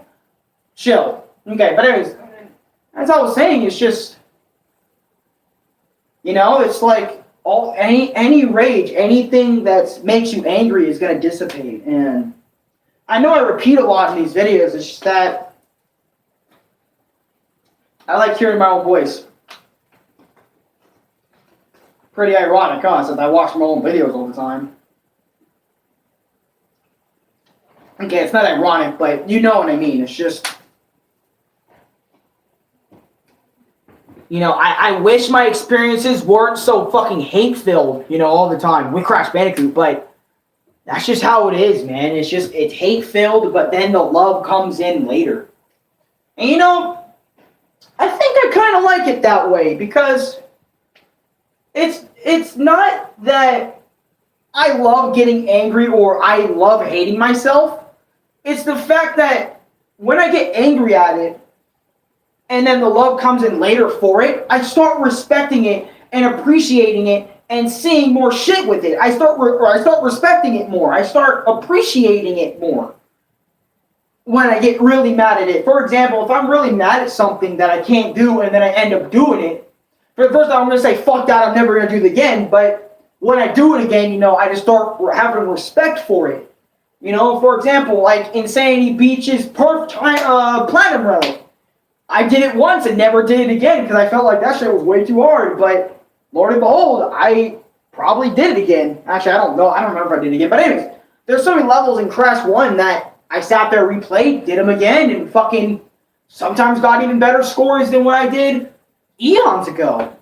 On some of my Platinum Relics. In Crash 3 especially, I got 21 Platinum Relics in less than a week on Crash Bandicoot 3. Even though it's the easiest one out of the original 3 games that have Platinum Relics, it's still a crazy thing for me is that I did literally just as much shit as I did last time. Sure, I may have had a little bit more on my original profile when I was fucking hating myself on my PS4, but still, just managing to redo all 21 of those Platinum Relics again and able to still do them again and again and again is what matters. At the end of the day, if you still have the skill, it just matters about the skill, the passion you have to put in for those games, man. For those games, He doesn't have CTR, Lord. CTR racing games are me PTSD of Mario Kart or Sonic Riders makes. Those games made me lose my mind, especially Riders back in the day. I broke it with my PS2. Damn. I mean, I love playing Mario Kart and all those other games, but I've never experienced... Oh, man, and sometimes Crash 4 and stuff would fuck with my heart. Like, not like in the mental department, but in the physical department. Like, sometimes my breathing goes off, my chest is feeling heavy, and it just overall overstresses me out. Like, I have not been this stressed out in a long fucking time. The only game I can really say that stressed me out that fucking bad was Insane Trilogy when I first started playing it, dude. Oh my god, the amount of fucking pain, the amount of chest pain, like, day in, day out of some of this shit. And, by the way, I'm also going to talk to you guys about the Crash Bandicoot 4 music because I wanted to save this one for last. Because there's so much BS you wouldn't know and the secret sliding shits. Oh my god, I just can't. And, dude, it's crazy to me because it's all the stuff, and all that. But anyways, I'm gonna put on some of the Crash Bandicoot shit that really stuck with me. Like, I'm gonna put on the Crash Bandicoot 4 It's About Time music. And I know, like, I'm probably going to get copyright striked, but I have a few that I really liked. And I don't know if you guys are going to like, but I'm going to let y'all give them a listen. And let me know your opinions on the music. Because personally, when I first started the game, I didn't like the music too much. The music kind of had to grow on me as time went on. But there were some I really liked, and there were some that are mediocre and all that other sort of shit. Because of that fact, I have to double for this because I love these music. I like this music. All right, so this is Crash Bandicoot 4. It's About Time, okay? The official sound. Oh wait, I don't want to put on the whole soundtrack. Snow Way Out. No, you're fine. Theme. I want to put on Snow Way Out. It's a snow level theme from Crash Bandicoot 4 that I personally enjoyed. Alright. There's no way out.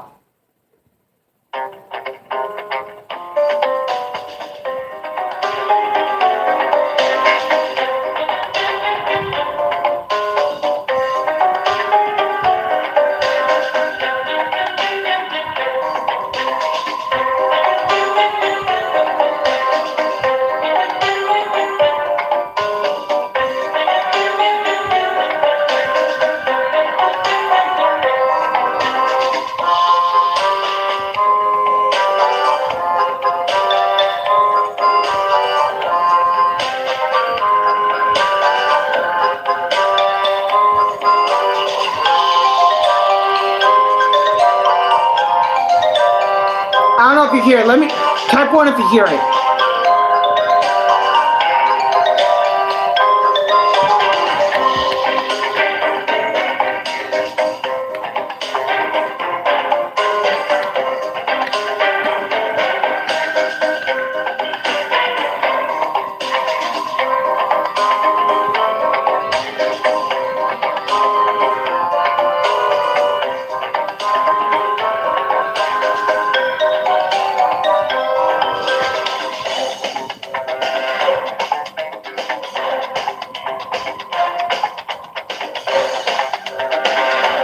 We have the Cortex version and shit happens.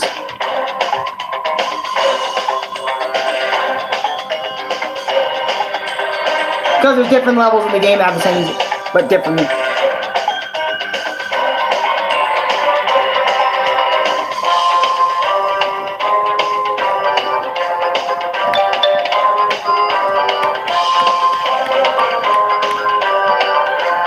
Alright, so that shit happens, okay?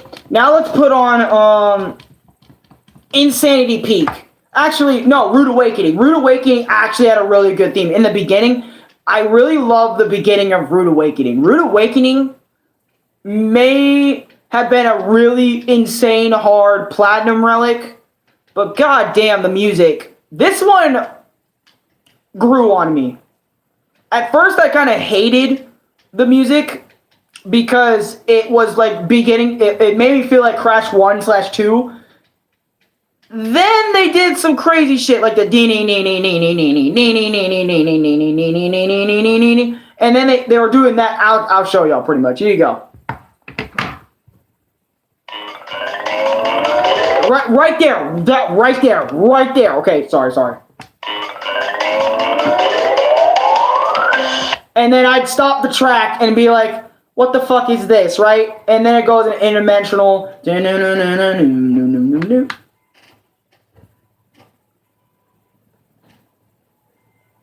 The hell? Anyways, hopefully that won't copyright my shit too much. But anyways, here you go.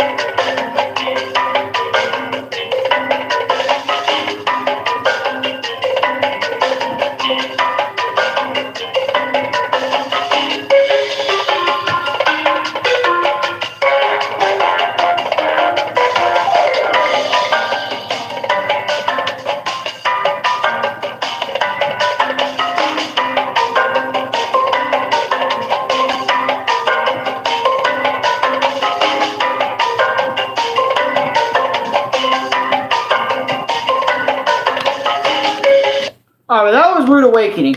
Alright, let me put on Insanity Peak. Insanity Peak was another one that grew on me. Insanity.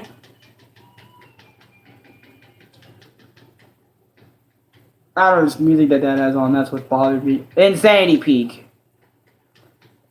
Yep, Insanity Peak. Here's Insanity Peak. Fucking love this one. This grew on me a lot. I gotta get up for this one. It's alright. Just let me.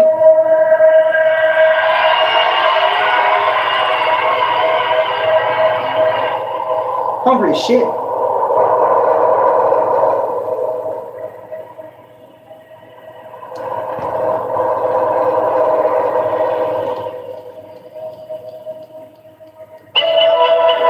Wait, is this just the beginning part? Is it gonna do? No. Is it gonna do?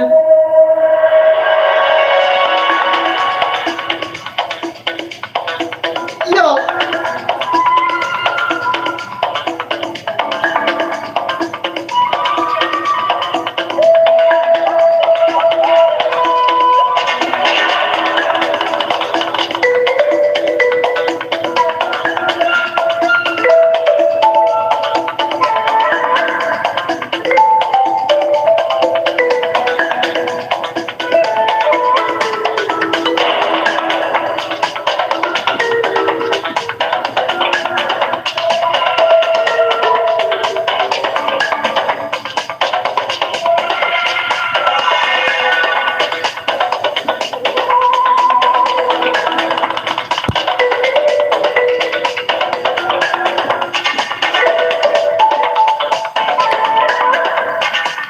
Got even better one.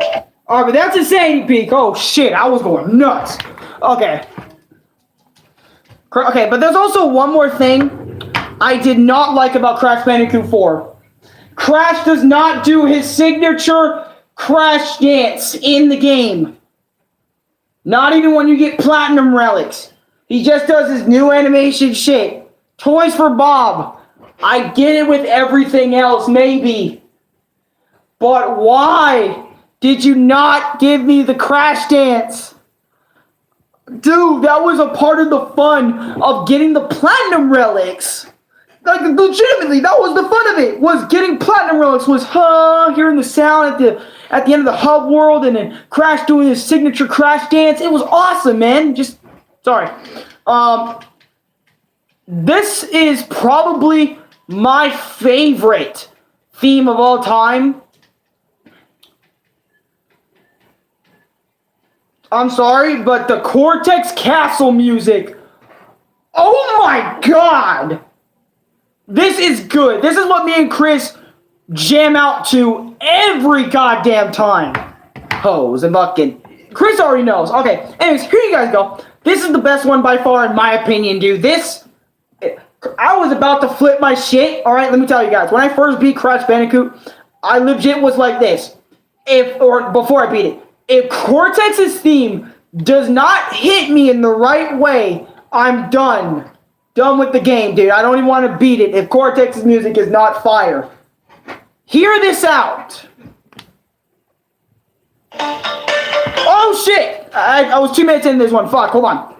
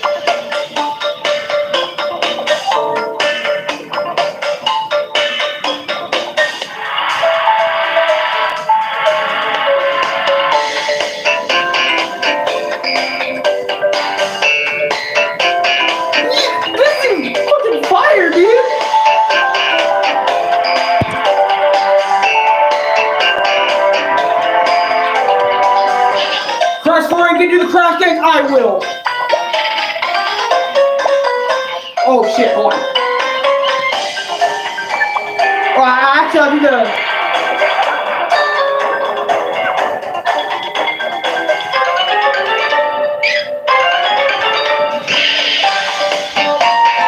Neat!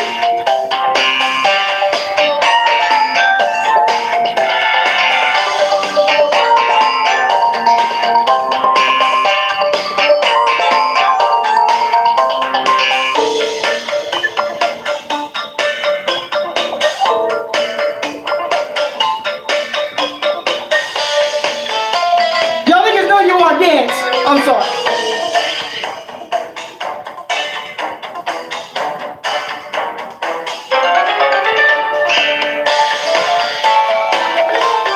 Oh shit, my tablet!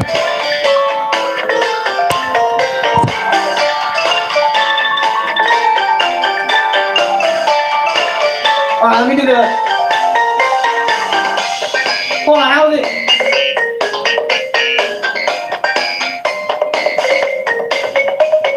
Neat! That was like the original one. Like from the original 3 games. Here we go. This is like this new one, is little... That's his new one. Don't like it. And then he did his like... Can't remember. And then he shook his ass, and then he said, you know, he just continued shaking his ass afterward. I can't do that one, but... Sorry, just... Right?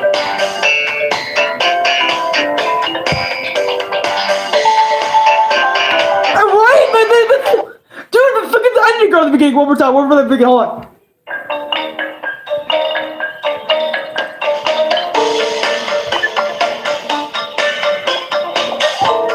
Okay, we had this theme on long enough, dude. Oh, fuck. Oh, fuck. I might get a copyright claim for that. Okay. There might be another one. I can't remember any other ones. Hold on. Bears.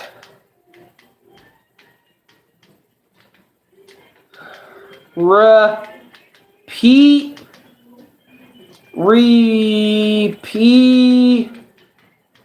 Bears repeating theme. I don't remember the Bears repeating theme that much. Oh shit! Yeah, there it is.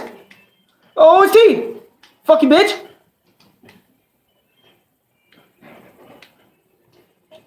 Here's the Bears repeating theme. This is also a pretty good one, I guess.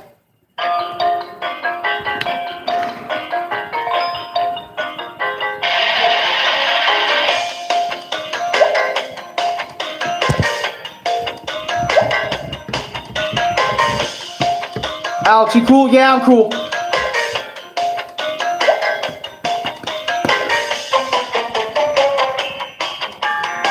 Oh, sense of such you know too much bullshit because it is.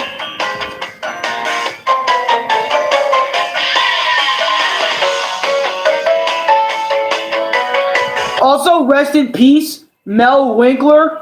He was the original voice actor for Aku Aku, and he passed away last year in 2020. He actually is still my favorite Aku Aku voice actor to this fucking day. The new one's awesome. The new Aku Aku voice actor, he's really good. He does his job. But I don't know, just that the first voice actor for him was so cool because he actually felt like a father. I'm not saying the new Aku Aku is still not a father, Crash and Coco. He still fucking is. But the feel of his voice, I can feel it, bro. He's like, remember, children. I gotta put that bitch on. I'm sorry. I know this ain't Crash 4, but fuck me.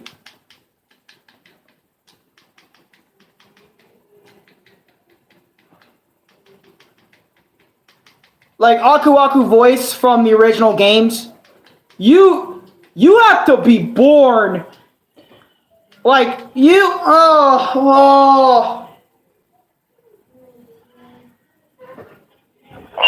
Crash, Coco, if you have already retrieved a levels crystal, then you will find a floating clock when you enter for the second time. This floating clock activates time trial mode. Grab it and the clock will start ticking. Race for the end to get the best time. But beware, change. That is the original voice of Aku Aku. Oh my god, I fucking love it to this day. My throat's hurting because of that shit. I'm sorry. I love Aku Aku. By the way, thank the Jesus Christ Crash 4 said we can't change Aku Aku's invincibility theme. It's still really, really good invincibility theme. Gotta love it. Hey, I'm gonna put it on right now.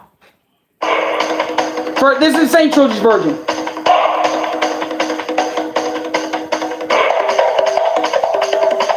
For real, doesn't it? Did.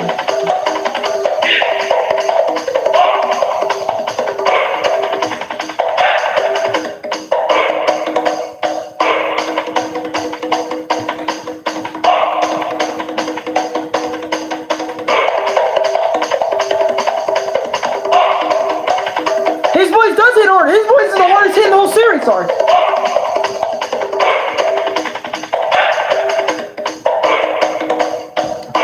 I'm sorry. I'm getting in. No. Yo.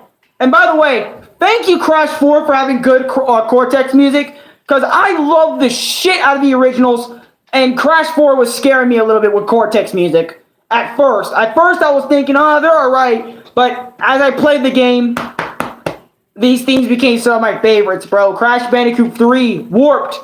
Y'all remember Cortex's theme from Warped, right?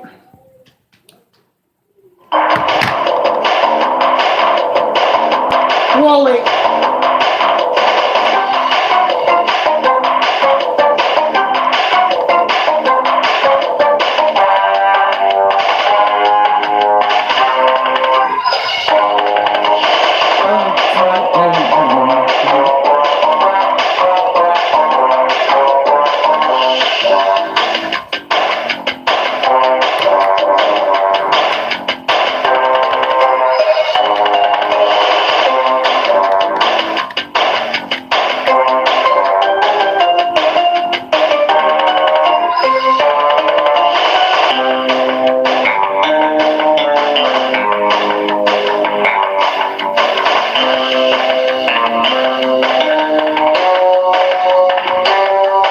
Like, seriously, I encourage every single motherfucker in the universe to bare bones play the original 3 games, bro.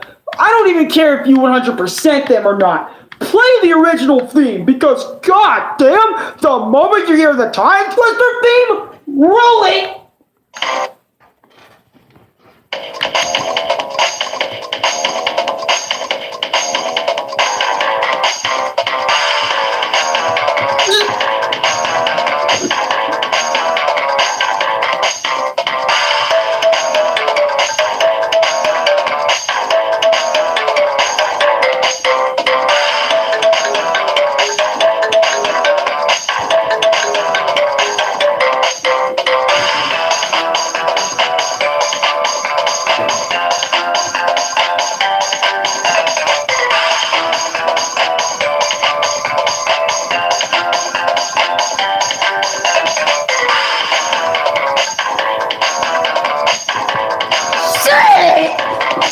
I'm sorry, y'all, this is my shit! I loved Warp, bro. Warp was, yo. Bro, I could jam out to that all fucking day long, bro. I love Crash Bandicoot 3 Warped. Oh my god, y'all gotta hear Crash Bandicoot. Yo, Crash Bandicoot. Yo, Yo, Tomb of Time, bro. No, yo, I gotta chill. I know I did Tomb of Time in the original video. I don't give a fuck. I have to do it in this video, bro. I love Tomb of Time. I don't care what niggas say about the Insane Trilogy version. Here's the Insane Trilogy version of Tomb of Time. I think it's still good in my personal opinion, but I also love the original too. I love them both, actually.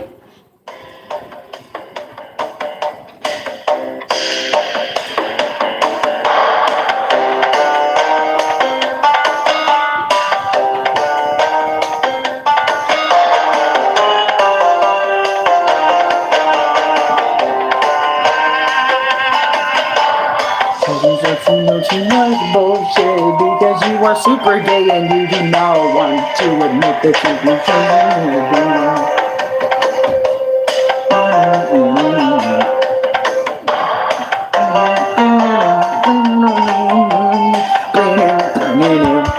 Okay, I'm checking my battery, dude.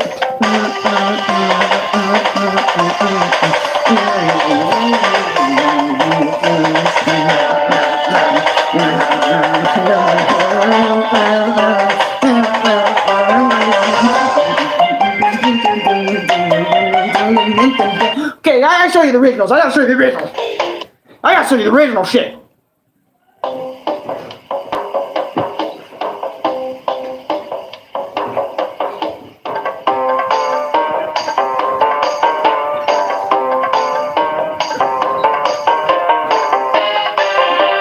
Ooh.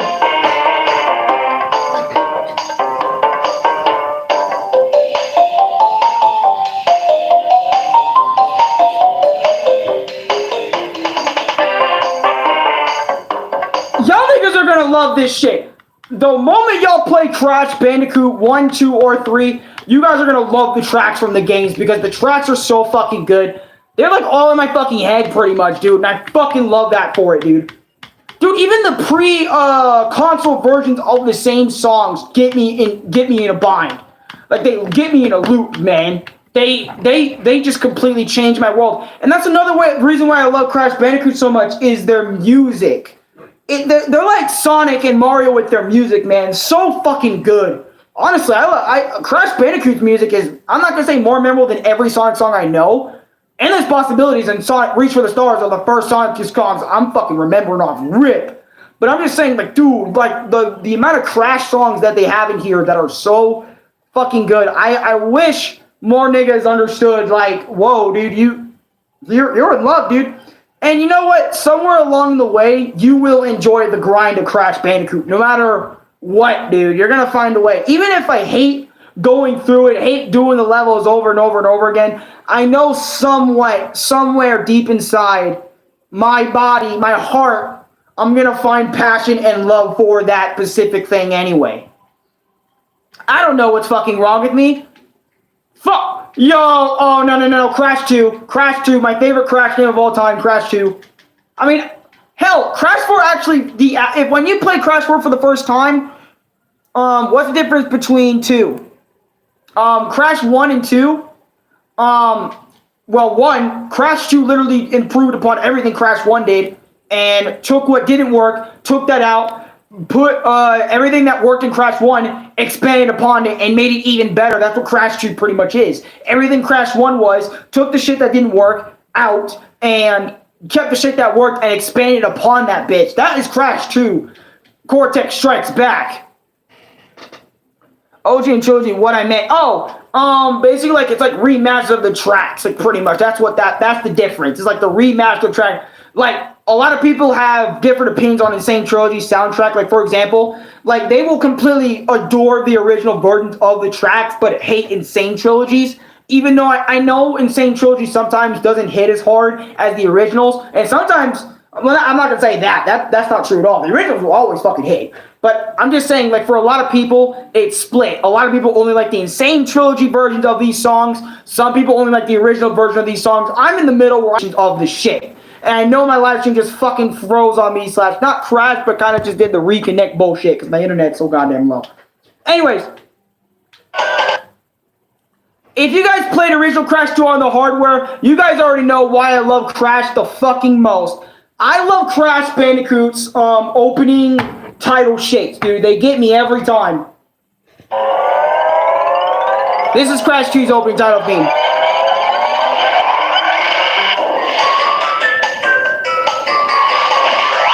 Crash flying through with the jetpack and shit. Breaking letters. Oh, I would have loved the 90s, man. I would have loved playing the original games when these first came out, dude.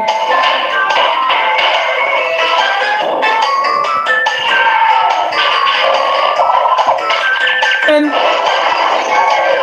Crash Bandicoot 2. Cortex Strikes Back. You're gonna love this shit. I promise you're gonna love this shit. You're gonna love Crash Bandicoot OST. Okay, that's enough of Crash Bandicoot OST. I've done enough of that, but I had to show y'all some of my personal favorites because I have favorites. I love Crash Bandicoot OST, and I'm so grateful to, like, my dad sometimes because it's just that, you know, my dad's the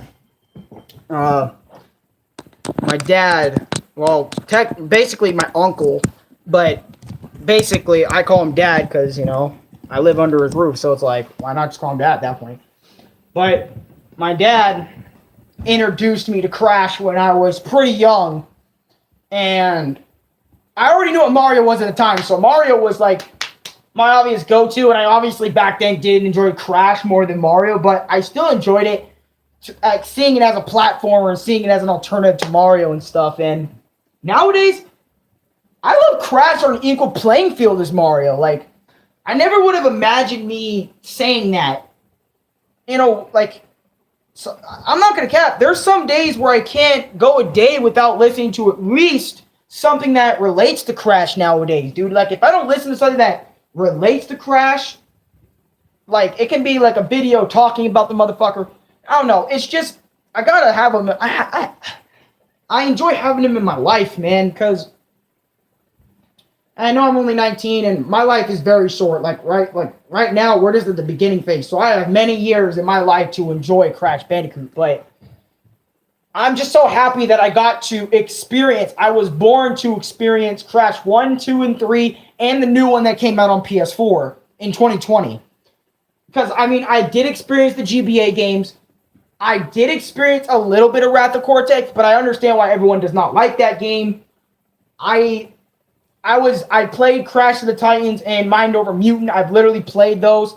I haven't played Twin Sanity just yet, but I've heard it was fun for a lot of people and also unfinished.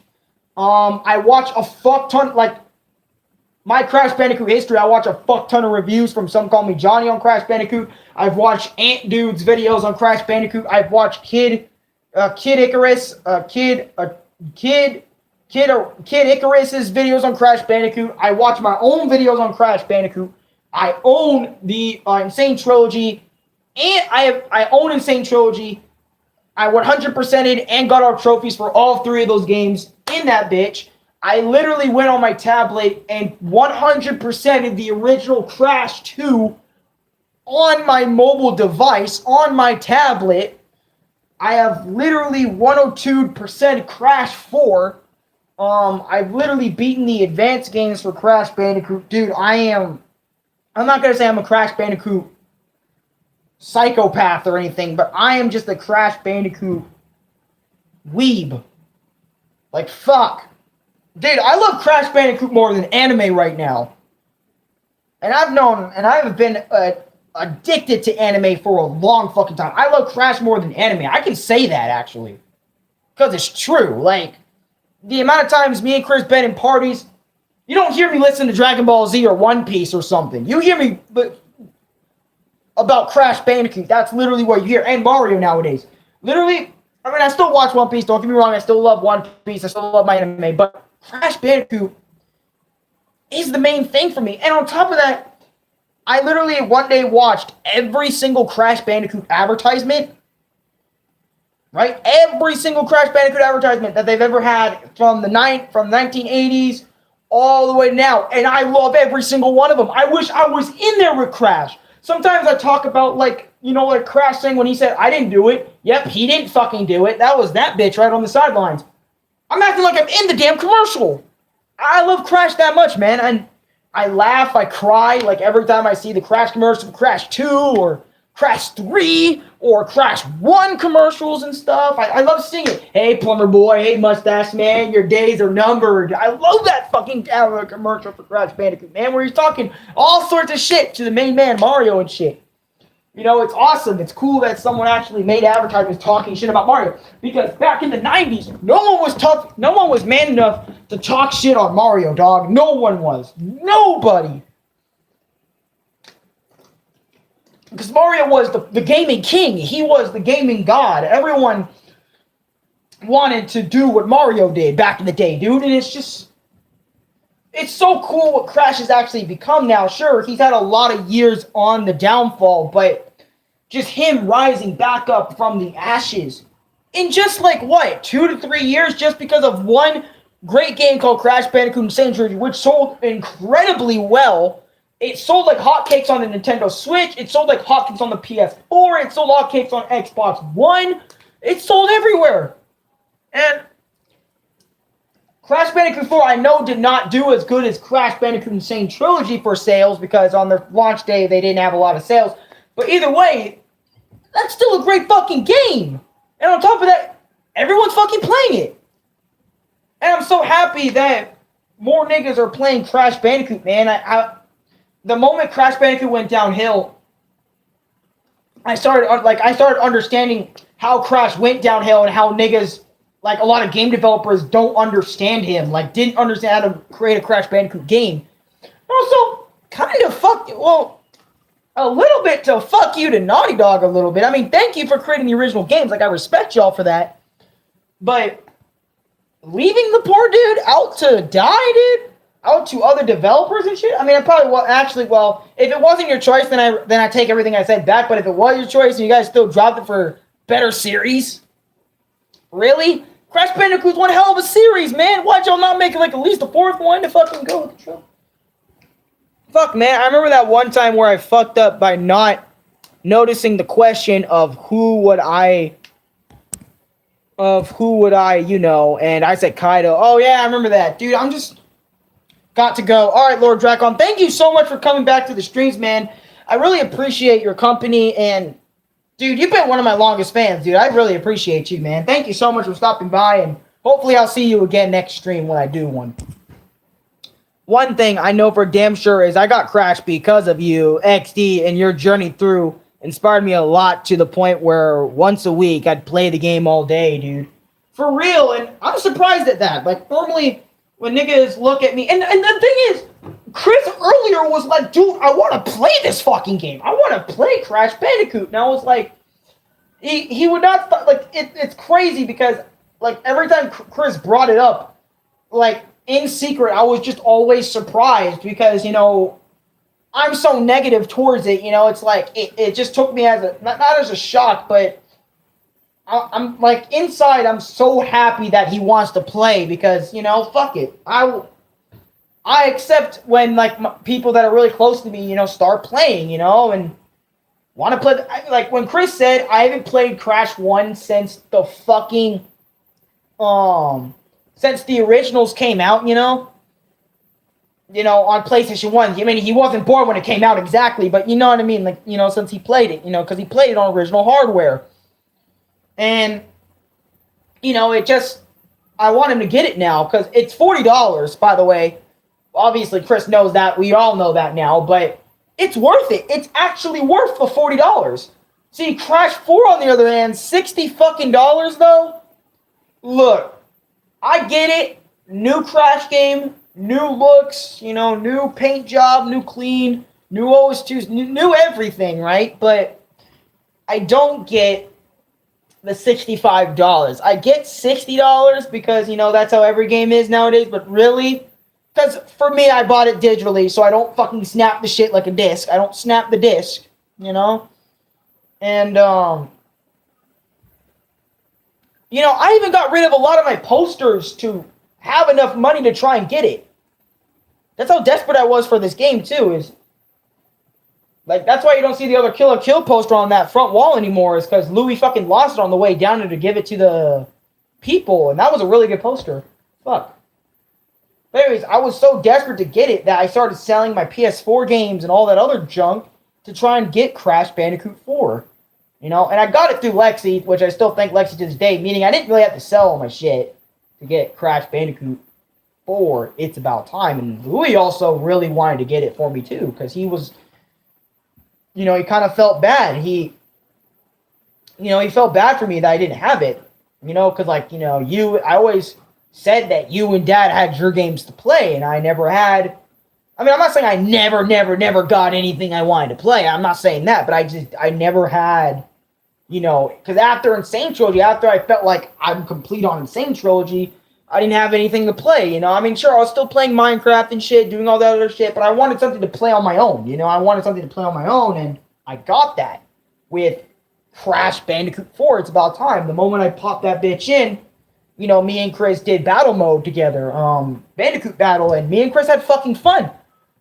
There was shit that Chris discovered that I didn't fucking discover in Crash Bandicoot 4, you know, and we had a lot of fun on Bandicoot Battle, where Bandicoot Battle is pretty much 2 players, where you play in the same household on the same screen, you give your controller to the other nigga, and you guys play through levels of Crash Bandicoot. And, you know, I actually have somewhat experience of Crash Bandicoot Battle with my brother, which I haven't mentioned yet. Bandicoot Battle is really fucking fun. I recommend it for the family. If you do get Crash Bandicoot 4, I recommend that you play with your family. Tell the family the controls and let them have a ride. Tell them what boxes do in the mode, or whatever mode you decide to do, and go ahead. Have a spin, have a wheel, have fun. You know, that's what Crash Bandicoot's about, is to have fun. And, you know, all this hate and negativity from my experiences led me away from that fun and said this was a nightmare. You know, and they became my nightmares, literally. Not configuratively, literally. Because I literally had nightmares about Crash Bandicoot levels and stuff. Like, Run It By You and stuff. I was literally getting sad in the shower. I thought I was hearing ringing in my ear. But, my bad. It's just, I'm thinking. The first time I played Crash of the Titans, I loved it. It was so much fun on the PS2. And the quality was really high back then. And then when I got Crash 2, stopped playing because of anime, then I got back into it because of you. I'm not going to say I'm a fucking G or anything, but I'm glad I got you back into a series that you once loved. And I'm not going to make fun of you for playing Crash of Titans, because I've played Crash of Titans and it's actually pretty good. Sure, it's not your standard Crash Bandicoot game, but when you realize that Crash of the Titans isn't like your standard Crash Bandicoot game, but you still love it anyway, it's like, dude, that's fucking cool, dude. You really love Crash Bandicoot that way, you know, and it's cool. I loved Crash of the Titans. I can say that because I played the game and I enjoyed it. Sure, it wasn't your typical platformer. I mean, it had platforming, it had your somewhat relative same Crash moves, but later down the game, but it's still Crash in my opinion. It's still Crash, and I love it. The 2-player thing was the most fun. Yeah, playing 2-player in Crash of the Titans, dude. You get to play Carbon Crash, and you get to run around doing the same shit first player does, you know? It's fun.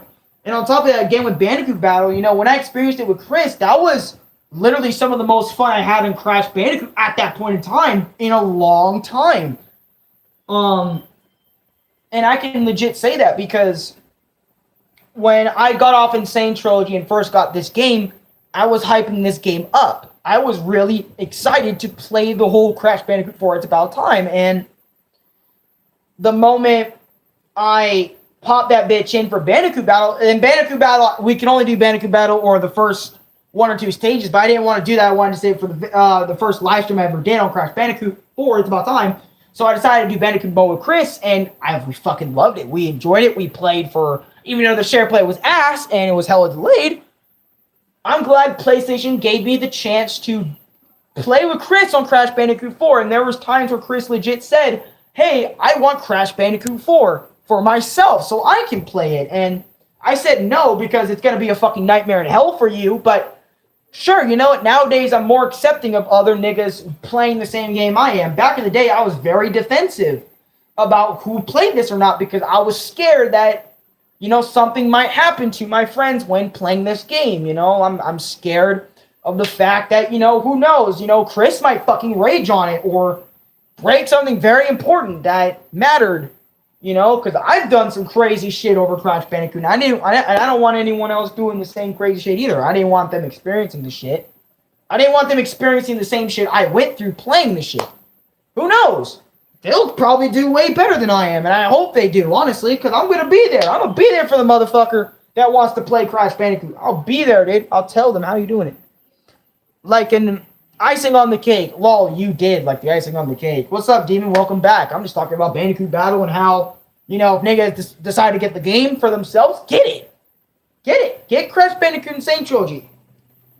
And I'm not going to be that guy, but there was also a lot of people starting a petition about Crash Bandicoot's design, and to all those people, fuck you, okay? To all the people that don't like the Crash Bandicoot 4 design, fuck you, man.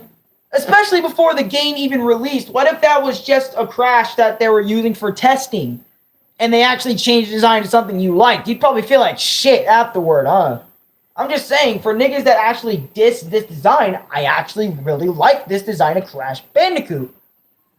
You know, and I love Crash Bandicoot Insane Trilogy design as well. He was cartoony too. I love the shit out of Insane Trilogy design, but dude, it's just the fact when niggas made a whole petition about it made me angry. Cause it's like, oh, you want to make a petition to change Crash 4's Crash design? Yeah. More than 30,000 niggas, I think, petitioned for it. Or 3,000 niggas petitioned for it, dude. It's crazy. For a redesign for Crash. For Crash 4, it's like, really? Okay, if you don't like the default design, we have a fuckload of skins for you to choose from. Bro, they're making a petition for Crash Bandicoot cartoon. Oh yeah, I also remember that too, is, you know, and also since Crash has been blowing up, there's been a lot of Crash canceled cartoon pilot videos going online, and that actually was a legit cartoon, and niggas actually uploaded it, and the nigga who probably made it got in trouble for it. Got in trouble for saying, hey, what the fuck? This was supposed to be private until we can show it on air on TV. It was actually going to be a Crash Bandicoot cartoon. And hell, back in the day, they were also going to make a Crash Bandicoot cartoon, and Crash looked hella good in that cartoon for the time. And honestly, I'm just glad that we even have Crash Bandicoot 4 in the first place, because, you know, every other Crash game up to this point wasn't a proper sequel to Crash Bandicoot 3 Warped. Every other Crash game kind of went their own way, but now Crash 4, It's About Time came in. It is the official sequel to Warped, and ever since then, I realized that we finally got a good Crash Bandicoot game since Warped. I mean, I'm not saying Titans wasn't a good game, but I'm saying like a game that follows up to Warped. And now that we finally have that, which makes it cool, which makes it finally, you know, no one's being disrespected by shady character models and design. It's really likable. The atmosphere is lovable and cartoony, and I love it. I love it. I love it. And I wonder what Crash 5 is going to be like.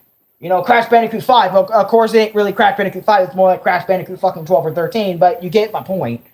Like, what's next for Crash Bandicoot 5 or DLC in this game? Hopefully DLC doesn't cost money, just like what's it called was.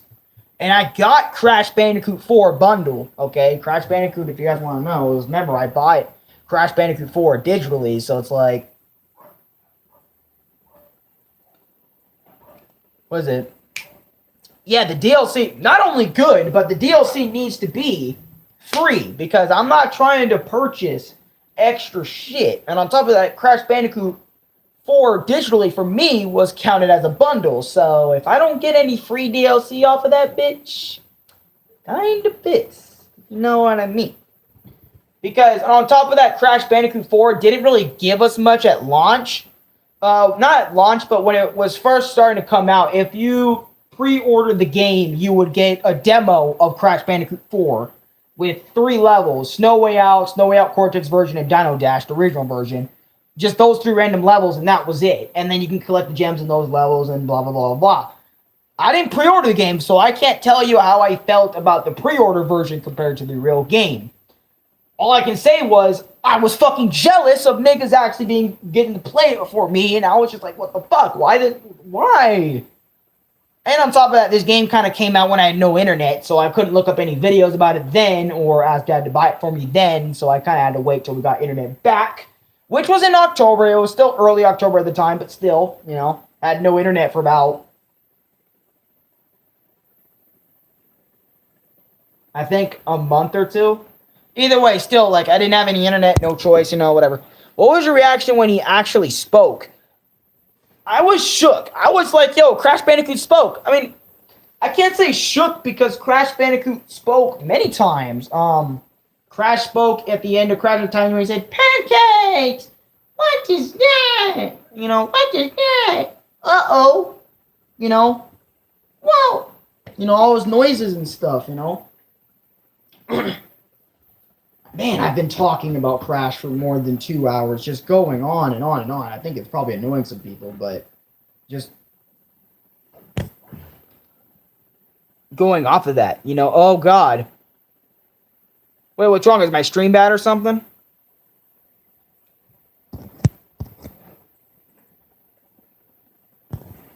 No, I'm just happy, okay? I'm really happy that I get to talk about Crash more and more with you guys and stuff, and this is probably my last Crash Bandicoot 4 video for a while until they probably post DLC for Crash Bandicoot 4, and I better get some free DLC because I bought Crash Bandicoot 4 originally for $65, and I'm like, dude, I want more than,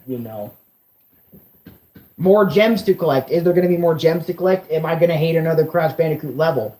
Maybe give us some free avatars, because when I bought Crash Bandicoot 4 for $65, this was another negative. Unlike Insane Trilogy, with Insane Trilogy actually gave us avatars, wallpaper.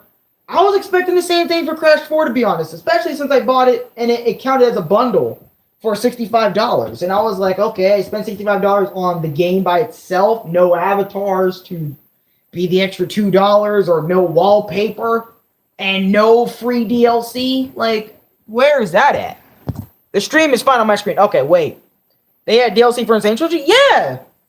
They had, what is it? Future Tense, which is a brand new Crash Bandicoot 3 level, and Stormy Ascent. Stormy Ascent was the hardest level in Crash 1, which they had to take out of the original Crash 1 and replace it with Slippery Climb. Slippery Climb is the little brother to Stormy Ascent. Stormy Ascent is the older brother of Slippery Climb. Slippery Climb is the easier version of Stormy Ascent. You can say that in a sense. Future Tense is actually Activision, the creators of Insane Trilogy. They made that level specifically in Crash 3. So it's not a Crash 3 original level, but Future Tense, no, Future Frenzy. Yeah, there was Future Frenzy. I think it was called Future Tense.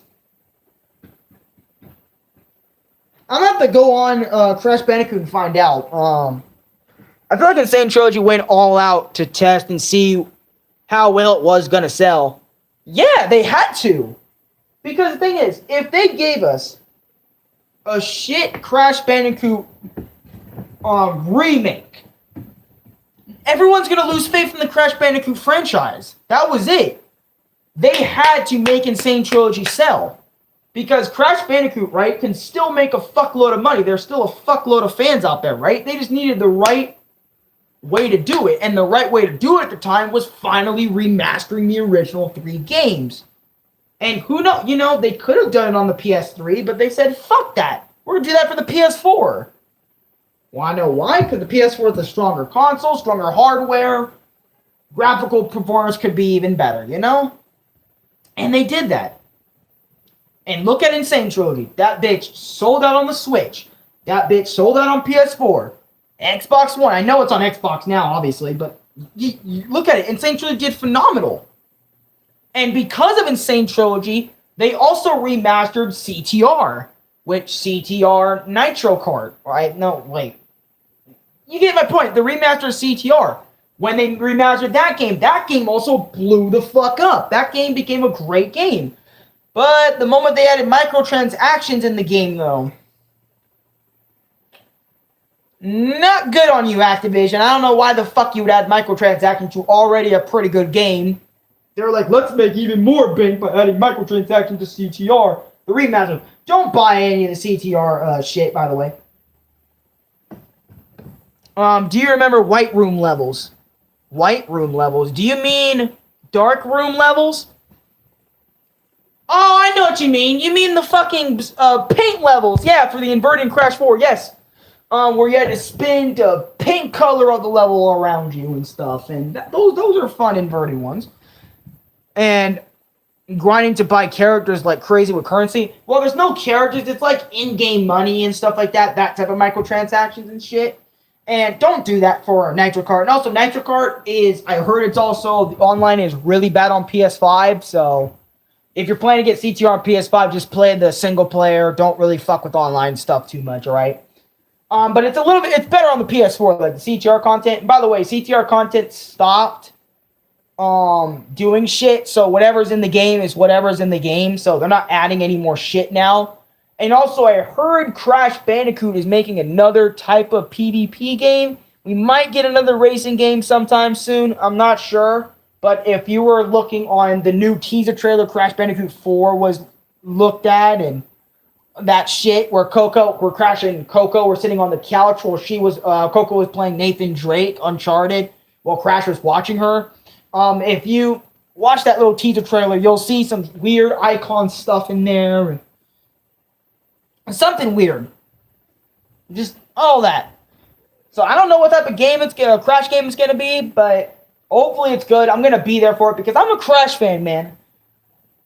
You know, I love Crash Bandicoot. I love Crash Bandicoot. It's crazy. Like, after all this hate, you would think I hate this fucking game in its entirety, especially for the title, but there was a lot of things I hated about the game, of course.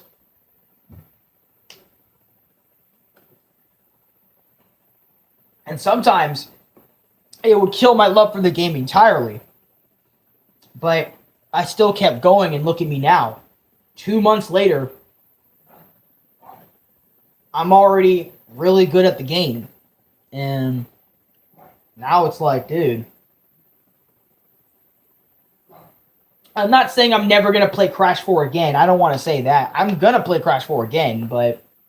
And hell, I was even considering playing it casually for, you know, even more positive stuff, because before then I couldn't think of any really, really good positives, but I thought of positives, like, off of Crash Bandicoot, and I was also watching, like, for weeks, I was just watching other Crash Bandicoot YouTubers and all that other stuff, seeing their positives, and then also playing it and figuring out those positives for myself, too. I was, in a way, you can say I was researching positives, because I had a lot of fucking negatives, and I wanted a lot of positives to combat those negatives this time around. I didn't want it being completely negative, you know?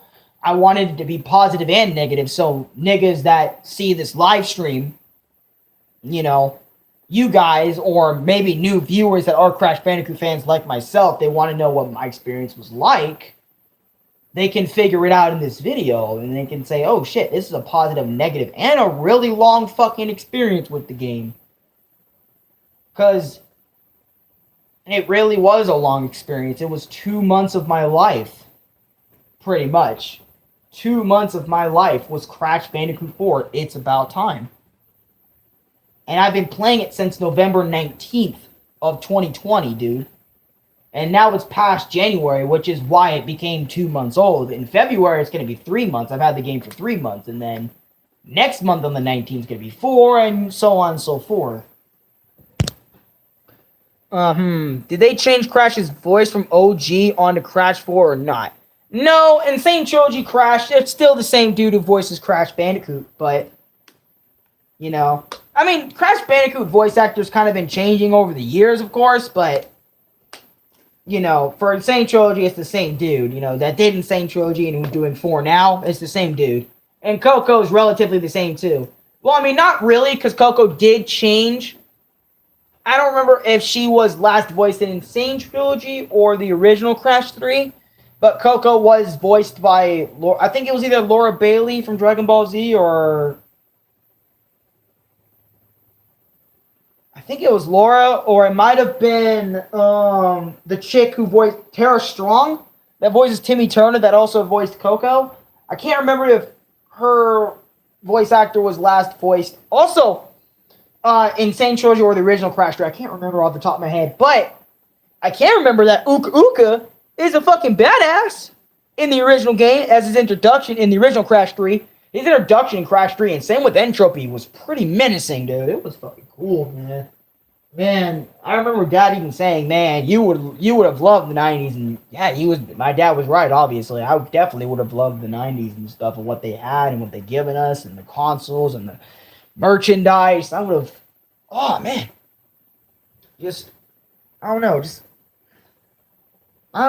Also, Crash Bandicoot 4 swears. I forgot to mention this, but it's a rated E game, and they swear like it's not a rated E game. Like, Dingodile says, oh, you bastards. Tana says, give them hell. It's always fucking, what is it? You know, either Dingodile or Tana swearing, saying some bad words. I mean, I'm not saying it's excessive bad words like me, because I cuss all the time. I'm excessive with my swearing, but I mean, they swear in the game, but it's like, wait, this is rated E. You're not supposed to swear in a fucking rated E game that much, you know? It's supposed to be a game for the family, not the damn... I mean, I get it. And also, Crash 4 is pretty edgy. In a good way. In a good way. Not a bad way where it's like Shadow the Hedgehog edgy where it's guns and motorcycles and... Crash already did that decades before Sonic did, but you know what I mean. And Crash kind of rocked it, I'm not going to cap. The little bazooka gun and the fucking biker jacket and Crash with the biker shades.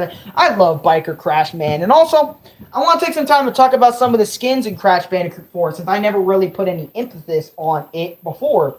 But I think the skins in Crash Bandicoot 4 was a really good addition. It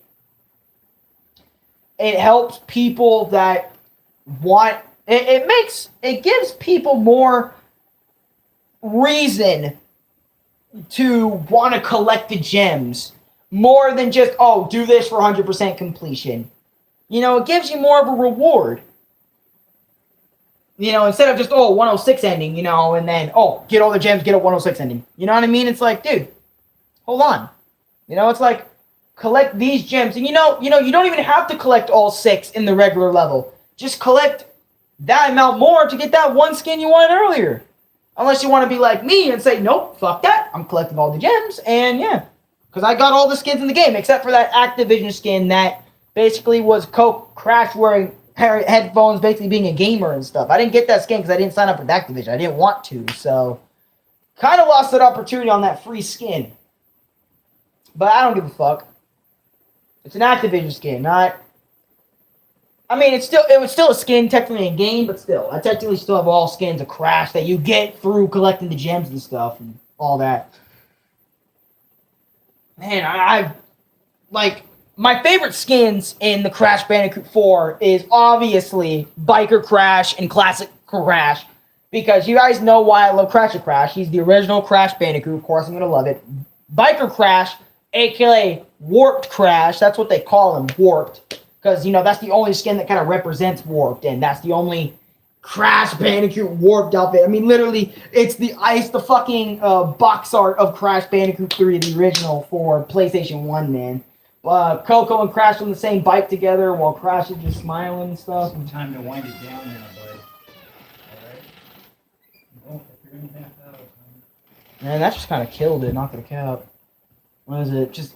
freaking Biker Crash is going off and stuff, man. It's actually been 2 hours. Wait, actually, has it been 3? Either way, man, just going off on a freaking... I just freaking love the box art for Crash 3, man. And Warped was such a great experience, man. Just... oh, man, dude, just... oh, dude. See, that's why I don't fanboy about too much stuff, because, you know, it kind of annoys people around me, because I can talk about shit for hours, you know what I mean?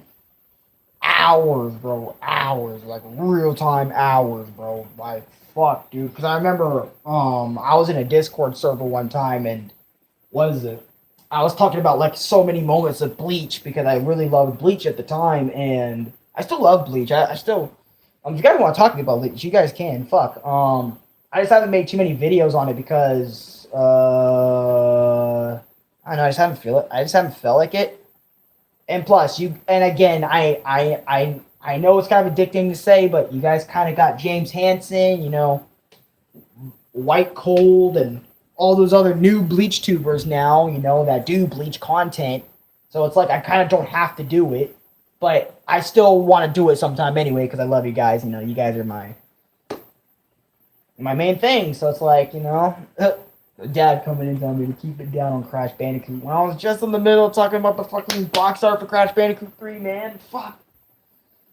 You know, I'm not saying well, it did kind of kill the mood a little bit. It did kind of kill my hype a little bit, because it's like, it's not nighttime, so it's like, oh yeah, the enemy's returning, which was a hype moment. Yeah, because it's like, suck it, bitches. Bleach is coming back. It's back, bitch. You know, Lump King, fuck off. You know, you're wrong. Everyone that said Bleach wasn't coming back is wrong. Bleach is coming back, dude. I never stopped having faith that Bleach wasn't coming back, and that's actually my most liked tweet on Twitter. I got like 96 likes or something. Anyways, like hashtag support Bleach. You know that was crazy, man. Thank God Bleach is coming back, and also it's not going to be censored either. So we're going to see a lot of blood and gore, and it's going to be great. Bleach is going to be great. Bleach is going to be great. And then, you know what? One thing I'm going to mention about Bleach is fuck all the people that hate Bleach and then want to bandwagon it when, like, getting people talking about it. Fuck those niggas, man.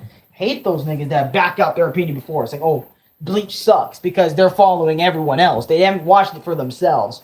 Watch it for yourselves, okay? Keep that in mind. Don't get an opinion on something if you haven't done it, all right? If you haven't done it, don't say anything about it, you know what I mean? And that's what a lot of the Bleach haters are, pretty much. They actually haven't seen Bleach. Some of them actually have, okay? Some of them have, but most of them have not. And yeah, that's why I'm just like, you know, whoever said Bleach isn't coming back, it sucks, it's trash. But if you've actually watched it, that's your opinion, I'll give you that. At least you actually watched it, unlike most people. I love Bleach. Been thinking of rewatching it, and I have got back into BBS lately. I haven't. BBS kind of sucks. For me, I don't know. I can't get back into those mobile games ever again. I don't feel the same love for mobile games as I once did. I mean, I'll still play mobile games like Angry Birds. Definitely Crash on the Run, because I'm a Crash fan, as you know. I'll play like mobile games, just not gacha games, you know. I love mobile games, but I don't love gacha games. But anyways, back to Crash Bandicoot. You know, having to be warped Crash Bandicoot on the fucking bark side with the bazooka and the motorcycle. Oh, I just love that skin from Crash 3, dude. I love how they put that in there to appease to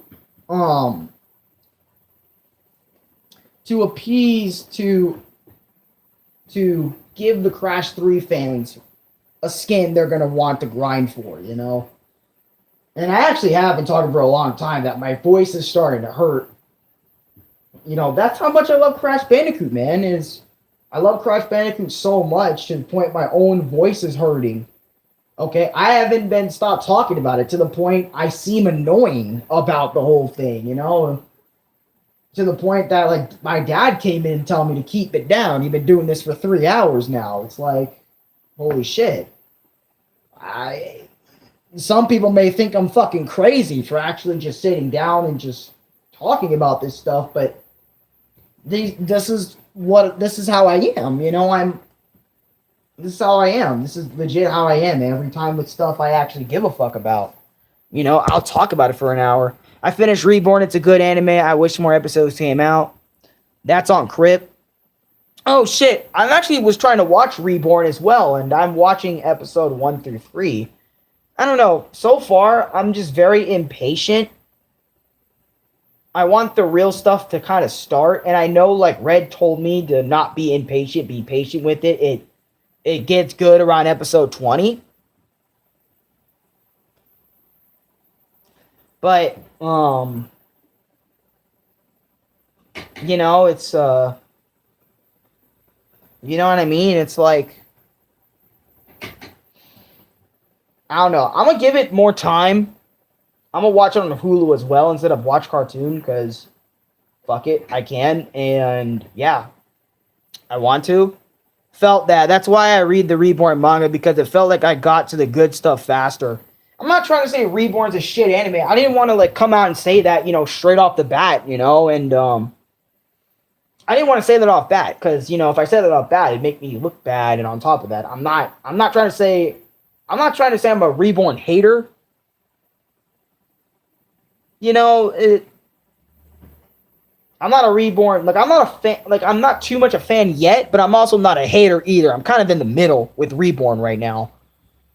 That's just me on Reborn. Who knows? I might make it my experience on fucking Hitman Reborn one day if I remember all the characters, because I can only remember Reborn himself and fucking Suna. That's literally the only characters I can remember at the top of my head, actually.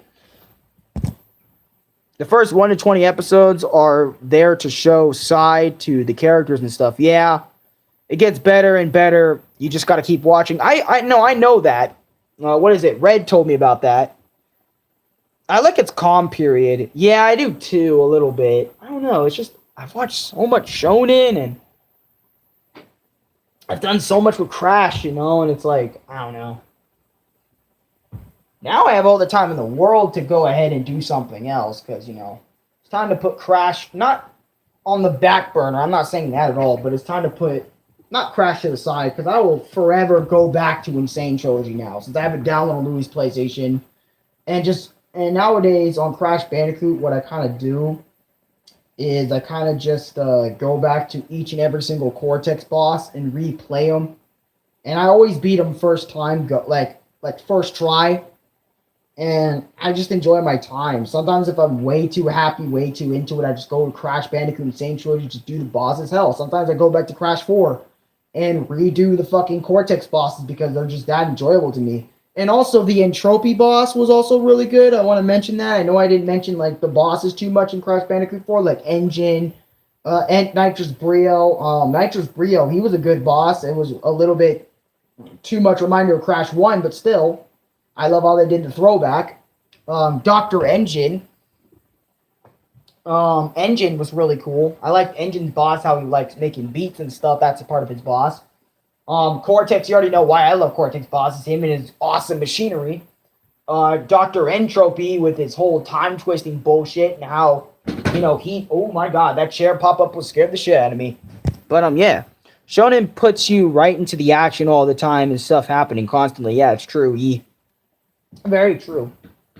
I don't know. I just have so much love. Like, I would not... as a Crash Bandicoot fan, I'm gonna lay down for this one a little bit because my back is hurting and my voice is hurting. I never would have thought I would love Crash Bandicoot this much. Never. Never would have imagined it. Like, from my first time playing Crash Bandicoot Insane Trilogy for the very first time, like Crash 1, because I never beat Insane Trilogy, like, fully. Like, even when I got to play Crash Bandicoot on my dad's little phone thing or emulator thing, I never actually managed to beat the Crash games. I only done, like, a few levels, and that was it. I didn't get to fully play Crash Bandicoot the whole game until Insane Trilogy came into my life. And ever since Insane... This is like a therapy session, kind of. Ever since Insane Trilogy... Or not Insane Trilogy, but pretty much the first time... Like, I can't imagine, like... From the first time I played Crash Bandicoot, I would love it this much. I've never hated something so much either, but to the point I would, like, respect it. If I hate something, I'm gonna hate it, you know what I mean? But with Crash, it's actually different. I hate it a lot because of how bullshit it can be. But then at the end of the day, I end up loving it because of how bullshit it actually was. But now coping with it and figuring it out a lot better and faster than I did before. Hell, who knows if I'll go back and insanely perfect every single level in Crash 4, Maybe I'll do that. I'm not sure about that, actually, honestly. Collecting all the boxes without dying a single time every single level, dude. Now I can kind of continue that journey because I did bears repeating,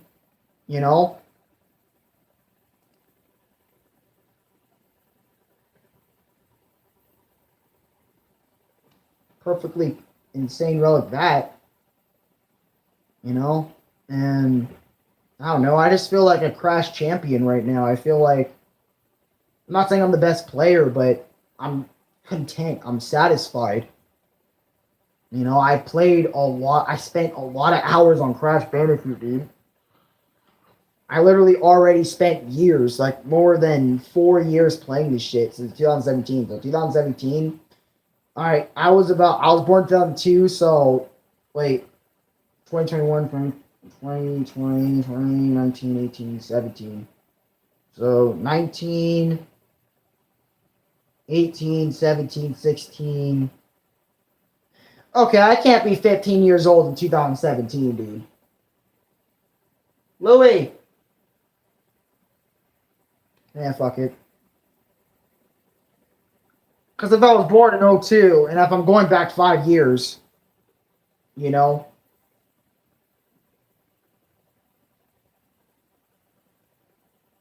means I was 15, right? If I'm doing math correctly.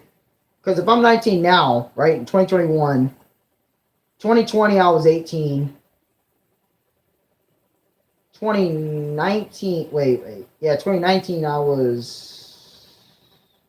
Oh, shit, I can't remember now. Yeah, 2021 I'm 19. 2020 I was 18. 2019 I was 17. 2018 I was 16. Yeah, I'm 15. I was 15 when this game came out. Yeah, I was 15. Holy shit, I was... What? No way! No, was I actually 15? Crash has been a tough road, but what's important isn't the beginning, but the journey and its end result. Right. Holy shit, was I actually 15 when I first started playing this shit? Hold on, let me actually sit down and think about this real quick.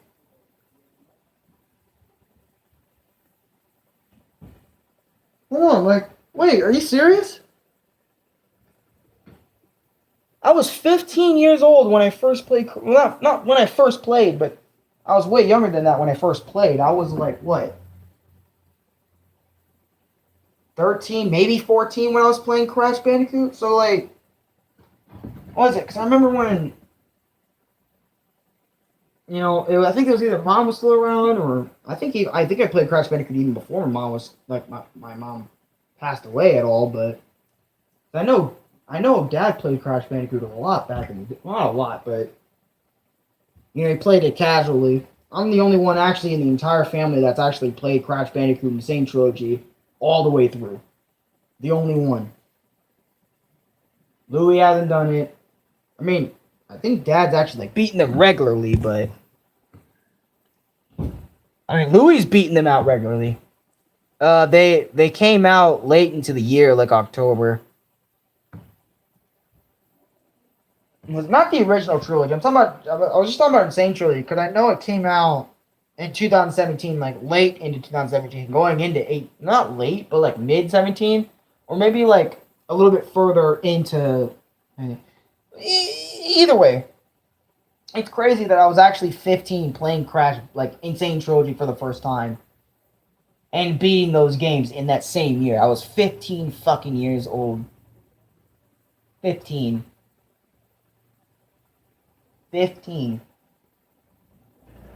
was the year I beat Crash 1, 2, and 3 regularly. Then I stopped playing it until like 18, like late 18, going into 19, then continued. And now it's just a thing I like to do now. It's just a game I like to play. I like talking about a lot. To the point I'm even annoying about it, I guess. Well, I need to slow it down, but, you know, it's just, I enjoy it too much. I don't want to stop there now. It's like I want to play the next Crash Bandicoot and then the next one. You know? And even if I'm not doing YouTube anymore at the time, I don't know. I don't know if Crash Bandicoot's gonna... I mean, because I always talk about Crash 5 with Chris, and he's always like, I don't know, Crash 5 might not even come out. And I'm like, dude, it's gonna come out. Especially how good Crash 4 was. It's gonna come out. How much everyone was talking about it, it's gonna come out. Sure, not in the next, like, fucking, maybe decade, but still, it's gonna come out. I believe it. I'm a firm believer. Oh, it came out late June. Yeah, June, okay. Yeah, they came out in, like, into the year, like, October. Oh, it came out late June, just checked. Oh, late June? Late June's when Insane Trilogy came out? Because I remember I was looking back at when I got my first trophies and stuff, and I kind of hate how Insane Trilogy never told you how many playtime, you know, how much playtime I got out of it. Because I really want to know, like, my estimated amount of playtime I got into Insane Trilogy. Because I spent years doing playtime. I spent years mastering the controls. I spent years just trying to do everything, you know, and I want to know how many hours I put into that bitch to get good at Insane Trilogy, dude. Hell, I can't even, to this day, I still can't platinum every single level in Insane Trilogy, but I can platinum as sure as hell a good amount of them in Crash 3. Same with Crash 2. I still can't do that in Crash 2 or 1 yet, you know? Still can't do that, but hell, I'm proud that I'm even able to platinum anything at all.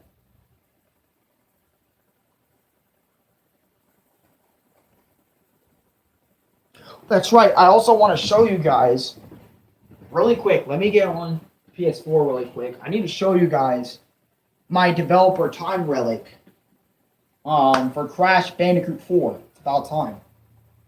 Because I have a developer relic. Now, what are developer time relics? They are basically they're basically Platinum's equivalent to Platinum. Like, they're even better than Platinum relics. So when I first got my first developer time relic, and by the way, developer time, and hear me out, there's only one developer that did the time trial shits for Crash Bandicoot. Only one person did every single level in that amount of time. So just seeing that only one person did every single level in the game of Crash Bandicoot 4, it's about time, and got developer times on some of them. Respect. I used to hate the fact, is that Goku? Damn, Mood changed his profile picture. Good shit. Sorry.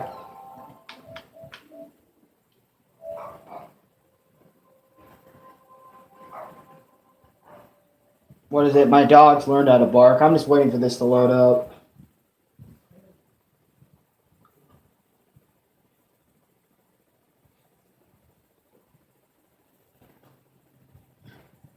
I've been learning piano every day, Thursday in school, which is cool, but I learn stuff super quick, so it's just playing right constantly. I feel it. Piano is also a really good... Oh my god.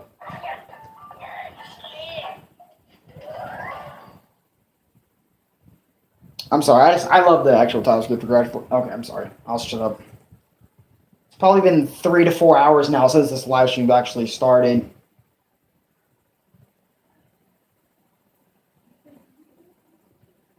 I literally was only thinking of only doing this for an hour, and look at me.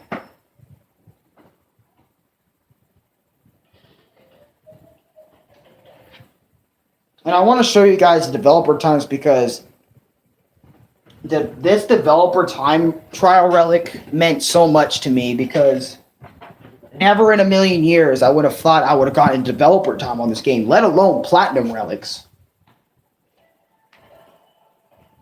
Alright, by the way, let me show you guys that I actually did insanely perfect. Bears repeating, by the way. For niggas that think I'm a liar about my achievements. See? Look, bears repeating. There. Proof that I did it. Well, no, I have to show them, Louis, because you never know. Niggas might think I'm a liar, so. Yeah, true. Yeah.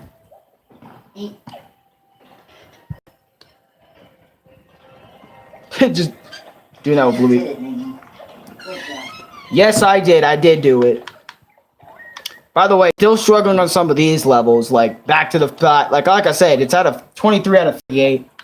I know that isn't every single. By the way, let me show you guys that I did, platinum every single time trial. Or not time trial, fucking flashback tape. As well. And by the way, the bottom here you have to do is Coco. And the top one you have to do is Crash. And you guys know what perspective levels are like. There are those levels on the side. Like, sometimes they can be on the side, above, etc. And by the way, they'll show you, when you do a perspective level, they'll show you what characters you need to use.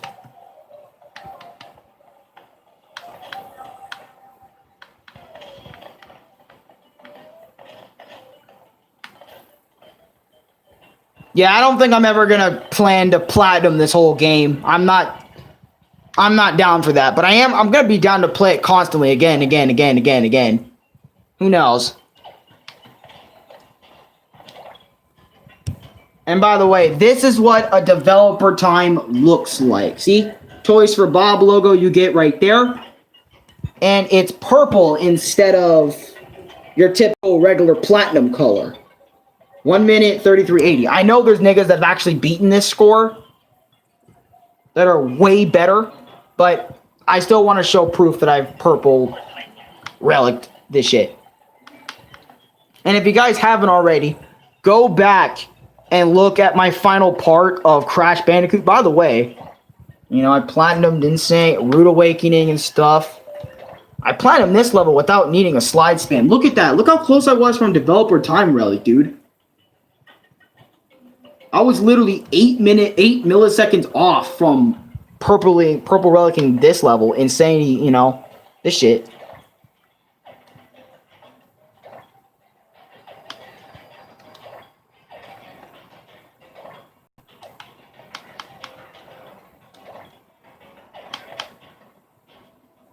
I don't know, man. I'm just proud of myself so much right now, especially.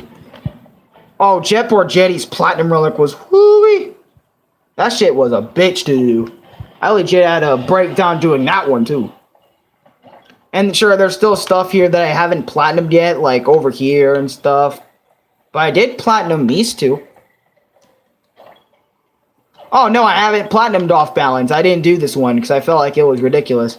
I actually haven't played it since, but still.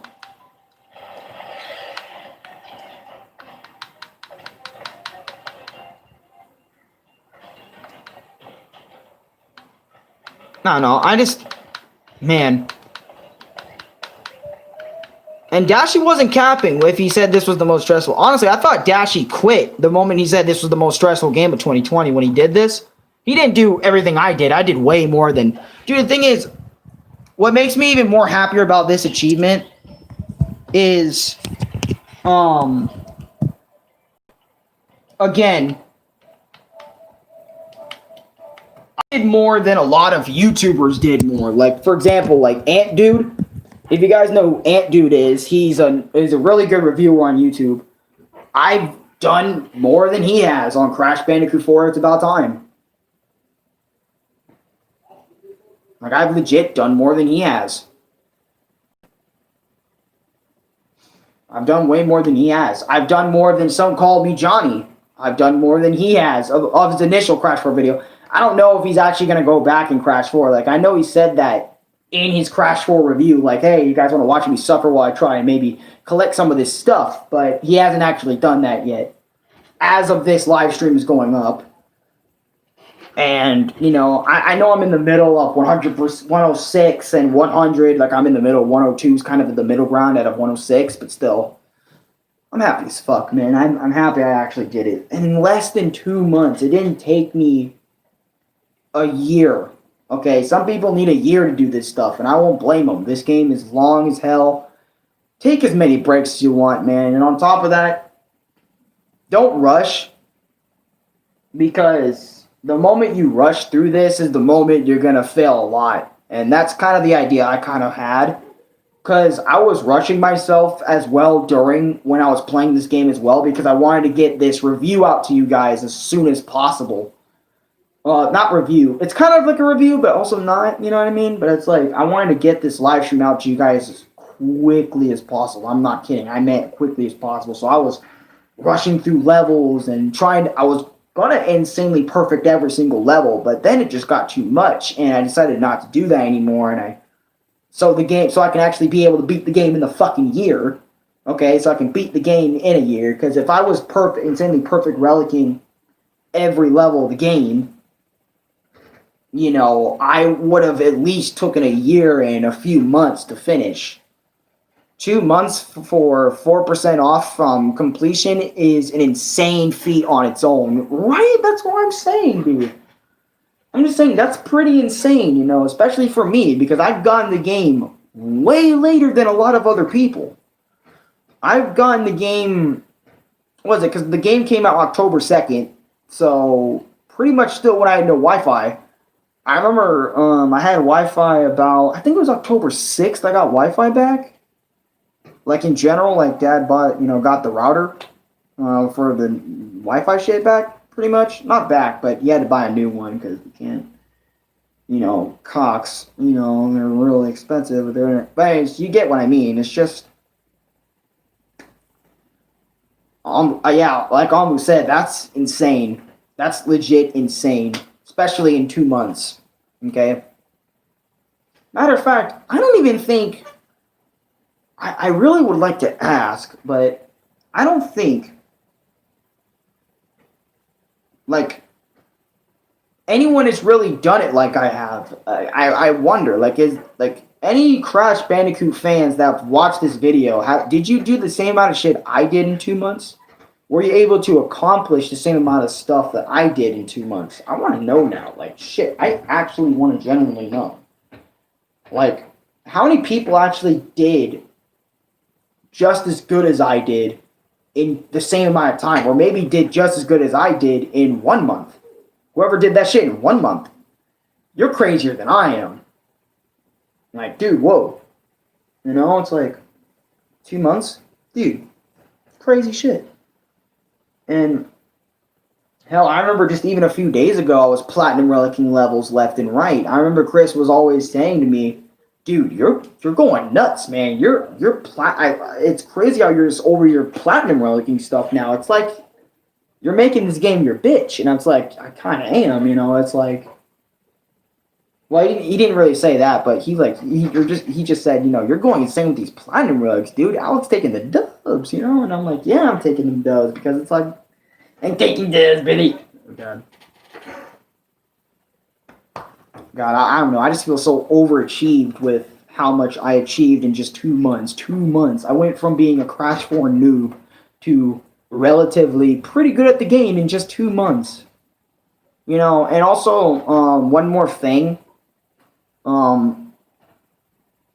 Like keeping your sanity in Crash, it's like trying to hold it in until you explode. Yeah, really. That's pretty much how the whole journey was, is holding it in till I explode. And trust me, there was a lot of times where I exploded, dude. There was so many times where I exploded.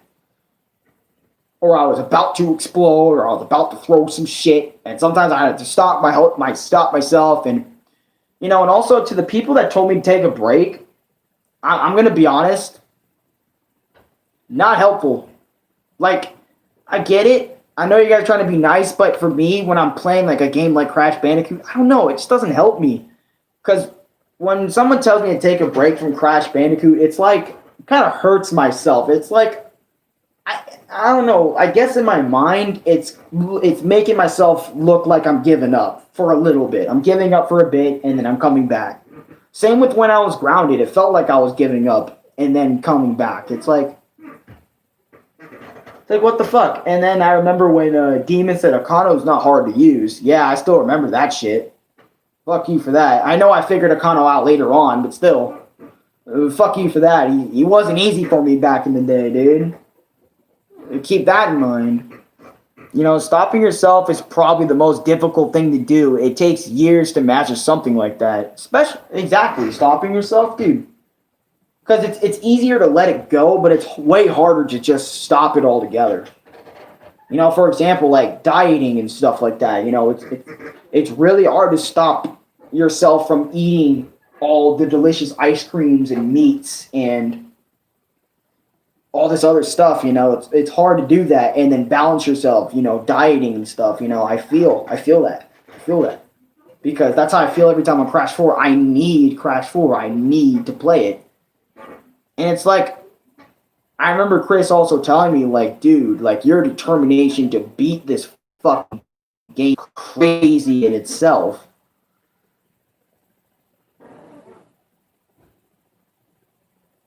You know, and to be honest, my determination is pretty crazy because usually niggas wouldn't be like me with determination to do something. Most niggas would have just given up, but I'm just over here.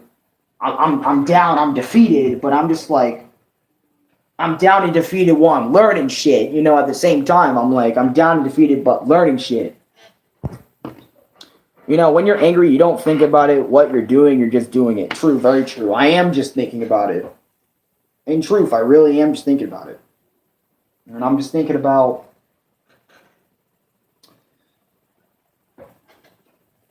you know, what I'm doing, I'm just thinking about the level and stuff. Some days, I'm just thinking about passing the level, and then that's it. Some days, I can only do one level a day, and that's it. You know, my life felt like Dashi Games' life. Every time he plays Mario Maker, he legit gets pissed off a lot once a week. And I'm not going to cap. when I experienced like playing Crash Bandicoot 4 once a week, I hated it. Because I hated it immediately because every stream I did, and that's kind of why I stopped streaming the game during my first playthrough was because I was sick of waiting for 1 week play sessions on Crash Bandicoot 4. It's like I want to play it off camera too. I want to play. I want to continue playing, and I did that. I finally fed up. I had enough after my third part. I mean, technically I already had 4 parts, but, I kind of scrapped that video. It was when I was doing off balance and trying to collect all the boxes pretty much, and my stream had an error. And I decided to delete that live stream because I was just like, nah, fuck it. You felt like being restricted to play yeah, I actually legit felt like I was being restricted from playing Crash 4 because of the live streaming, because of, my upload schedule, like on YouTube, like, oh, you can only upload 1 stream once a week, so, the fucking internet bill won't be too high or whatever, and, I mean, sure, I always do 1 stream once a week, but I'm saying, like, I still want to play the fucking game, you know what I mean? I want to play Crash Bandicoot 4, it's about time, so I decided, fuck the live stream until I finish the game, and then I'll come back to you guys and show you guys all the levels off, kind of like I did with Insane Trilogy, pretty much. I played all the levels already, but forgot about them and played the game on stream anyway. Normally, without collecting on the box. Anyways, what's up? What's up, Jackson Hill? What's going on, bro? How are you? I don't know. I just still think it's crazy how I just did everything, and I know I'm repeating myself, but fuck it. I love repeating myself sometimes on certain things that I like doing. It's been okay, I guess. I see. And I also had a really good dinner last night, too, like rice. I love it when my dad cooked up rice last night. I think tonight we're going to have, like, rice and chicken, maybe, or maybe just chicken. I'm not sure what we're having. Maybe, like, most likely leftover rice, because I don't mind. I'll eat the shit out the rice. I love the rice Dad made for me. Because we had bean and rice yesterday. I had, like, peanut butter sandwiches or toasted, bread with peanut butter on it and whatever. However you guys want to put it. I don't know. I had that just a second ago. What, the peanut butter or rice? Rice and bean and rice? Like rice and beans and stuff, Or the peanut butter sandwich. I was just talking about food options, and god damn, I love it when Dad cooks a lot. The rice. Oh, rice is amazing. Yeah, rice and chicken. Ooh, rice and chicken. You should try making a spam musabi. What is that? I've never heard of a rice musabi. Let me see if Snickers wants it.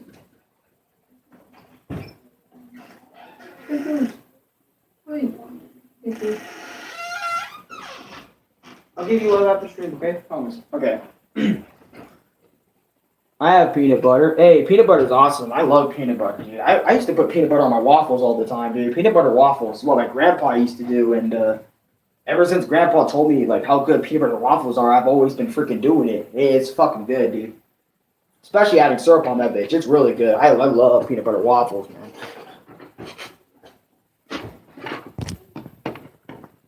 Musabi with... Look it up. It's good spam musabi.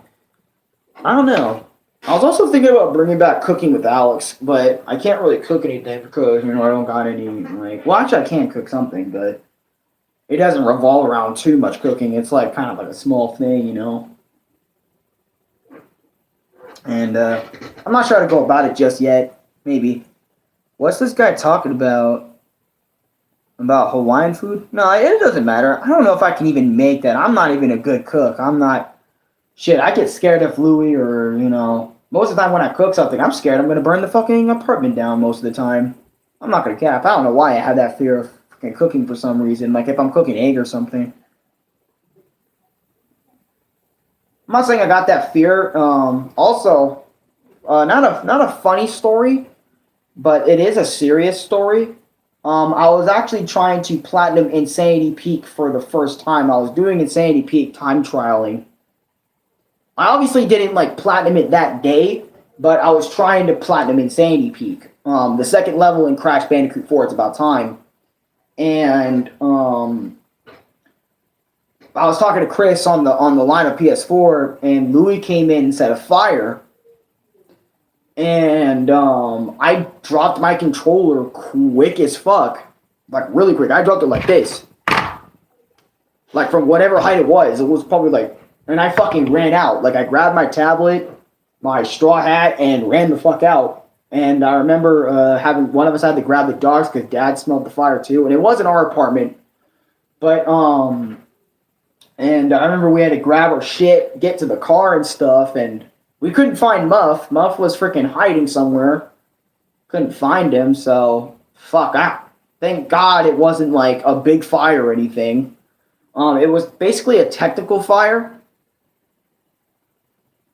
But it wasn't us. It was like not downstairs. I think it was our downstairs neighbors or our downstairs across neighbors that had that technical fire. And we had to pick up the dogs, obviously. We got the dogs out and ourselves out just fine. It was Muff that kind of left behind. Not because we didn't want to leave him behind, but because he was in a fucking difficult spot to find him at the time. We had to fucking rush out. You know, so we had to get the fuck out of there. It's not that I didn't want to get Muff. Muff was actually the first one I wanted to pick up, actually. Like, after my shit. After the shit that I brought. And, yeah, I'm happy to hear nothing really was super serious, but I mean, it was serious. It was serious regardless, but, you know, I'm glad, like, I mean, my life was in potential danger at that time, but, you know, we all made it out fine, like usual. And it's just that, you know, during that time, I was, like, flipping my shit a little bit because I was like, damn, I was in the middle of a Crash Bandicoot run during that whole thing. And, like, dude, fuck. That's how it relates to Crash Bandicoot. Other than that, it doesn't relate to it at all. But, yeah.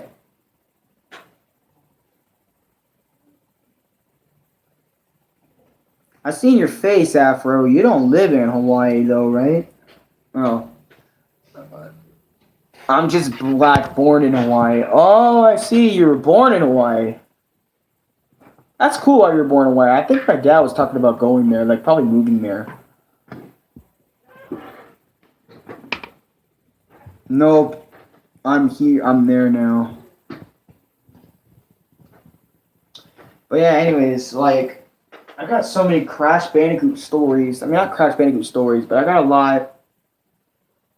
You know, and, what is it? Earlier this morning, I wanted Louis to, play Crash Bandicoot 4. I wanted him to experience Crash Bandicoot 4. I want him to play the full game because I made it. I had Louis play the original through Crash Bandicoot 1, 2, and 3. Crash Bandicoot 1, Crash Bandicoot 2, Cortex Strikes Back, and Crash Bandicoot 3, Warped. And he enjoyed the games. I made him play them regularly on Insane. Like, he started on his phone, like with the originals. But then I said, fuck that. You need to play the Insane Trilogy versions. I'm not saying the originals weren't good or anything, but I wanted to play on Insane Trilogy, like on an actual console, so we can get the console experience with Crash Bandicoot, Insane Trilogy. So I gave it to him. I don't know if I gave him his own profile, but I let him play every single level in each game. And fully, and there was like only like, I think 1 or 2 levels that really pissed him off. Rumination really pissed Louis off. And I was like, oh, dude, this is easy, dude. You gotta jump over that shit and then blippity boppity. You know, and it was just kind of cool. I kind of gave him the one-up on. But I wanted Louis to play Crash 4 today, but he was like, I don't want to play Crash 4. And I'm like, you're lost, man. You're lost, man. It's a great game, man. You're lost. But I'll get him to eventually play it because I really want him to play it. And so I can say this, Louis is going to get pissed off. I can guarantee you that. At least a few times. There's no way you're going to walk into this not pissed. Like, you're going to walk in, and then there's no, like, one level that's going to really piss you off. No, not in Crash 4, buddy.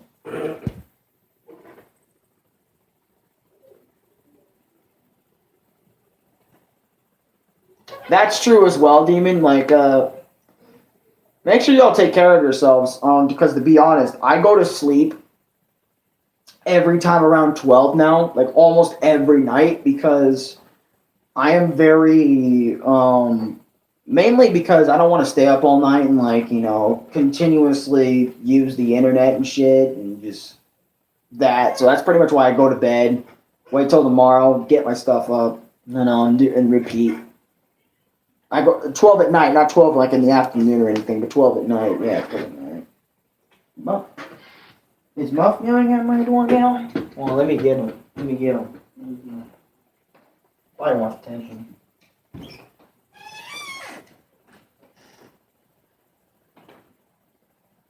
Oh, that guy is kidnapped for a little bit. That guy just went yoink. Didn't even stretch it, now it was just yoink. But here's Muff again. Last time you guys saw him was the birthday stream, you know? It's been a minute since I've seen you, huh, Muff? Huh? Yeah, my kitty. My kitty. I gotta go to sleep. It's around 1 a.m. Guys can swim, fears to drown. Hey, wouldn't blame him for fearing of drowning. Drowning's a serious thing. Alright, I guess I had to sleep now then, even though I wanted to stay until the end. And Jack, me too, on Fridays and Saturdays when I'm alone. In the sea, I'm very tired.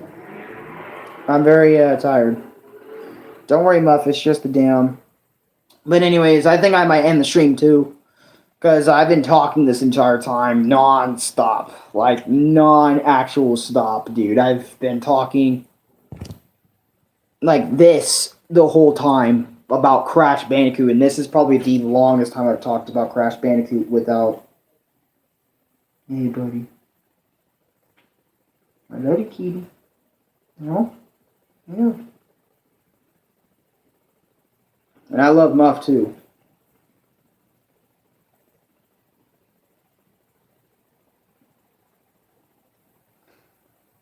Like, I really love Muff, man. Muff, you're so cool, man. He's like OG. Muff's an OG, man.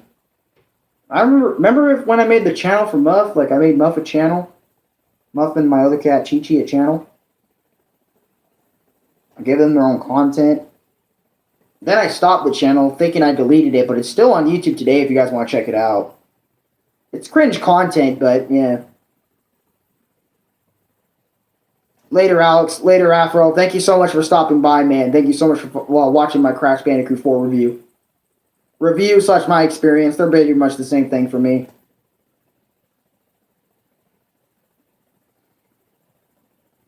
I probably won't be on PS4 for a minute after this shit. I don't even know how many views this stream got off rip. Huh, Kitty?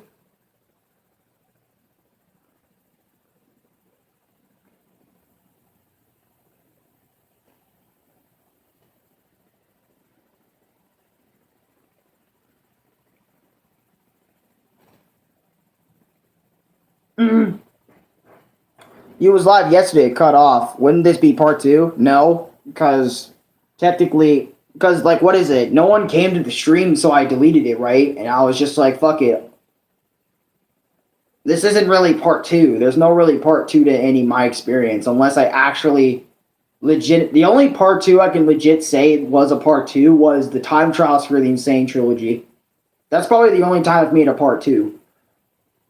You can say I made a part 2 for my experience video. Because my experience with Crash Bandicoot Insane Trilogy's time trials, that's part 2 of Insane Trilogy in general. There you go, Kitty.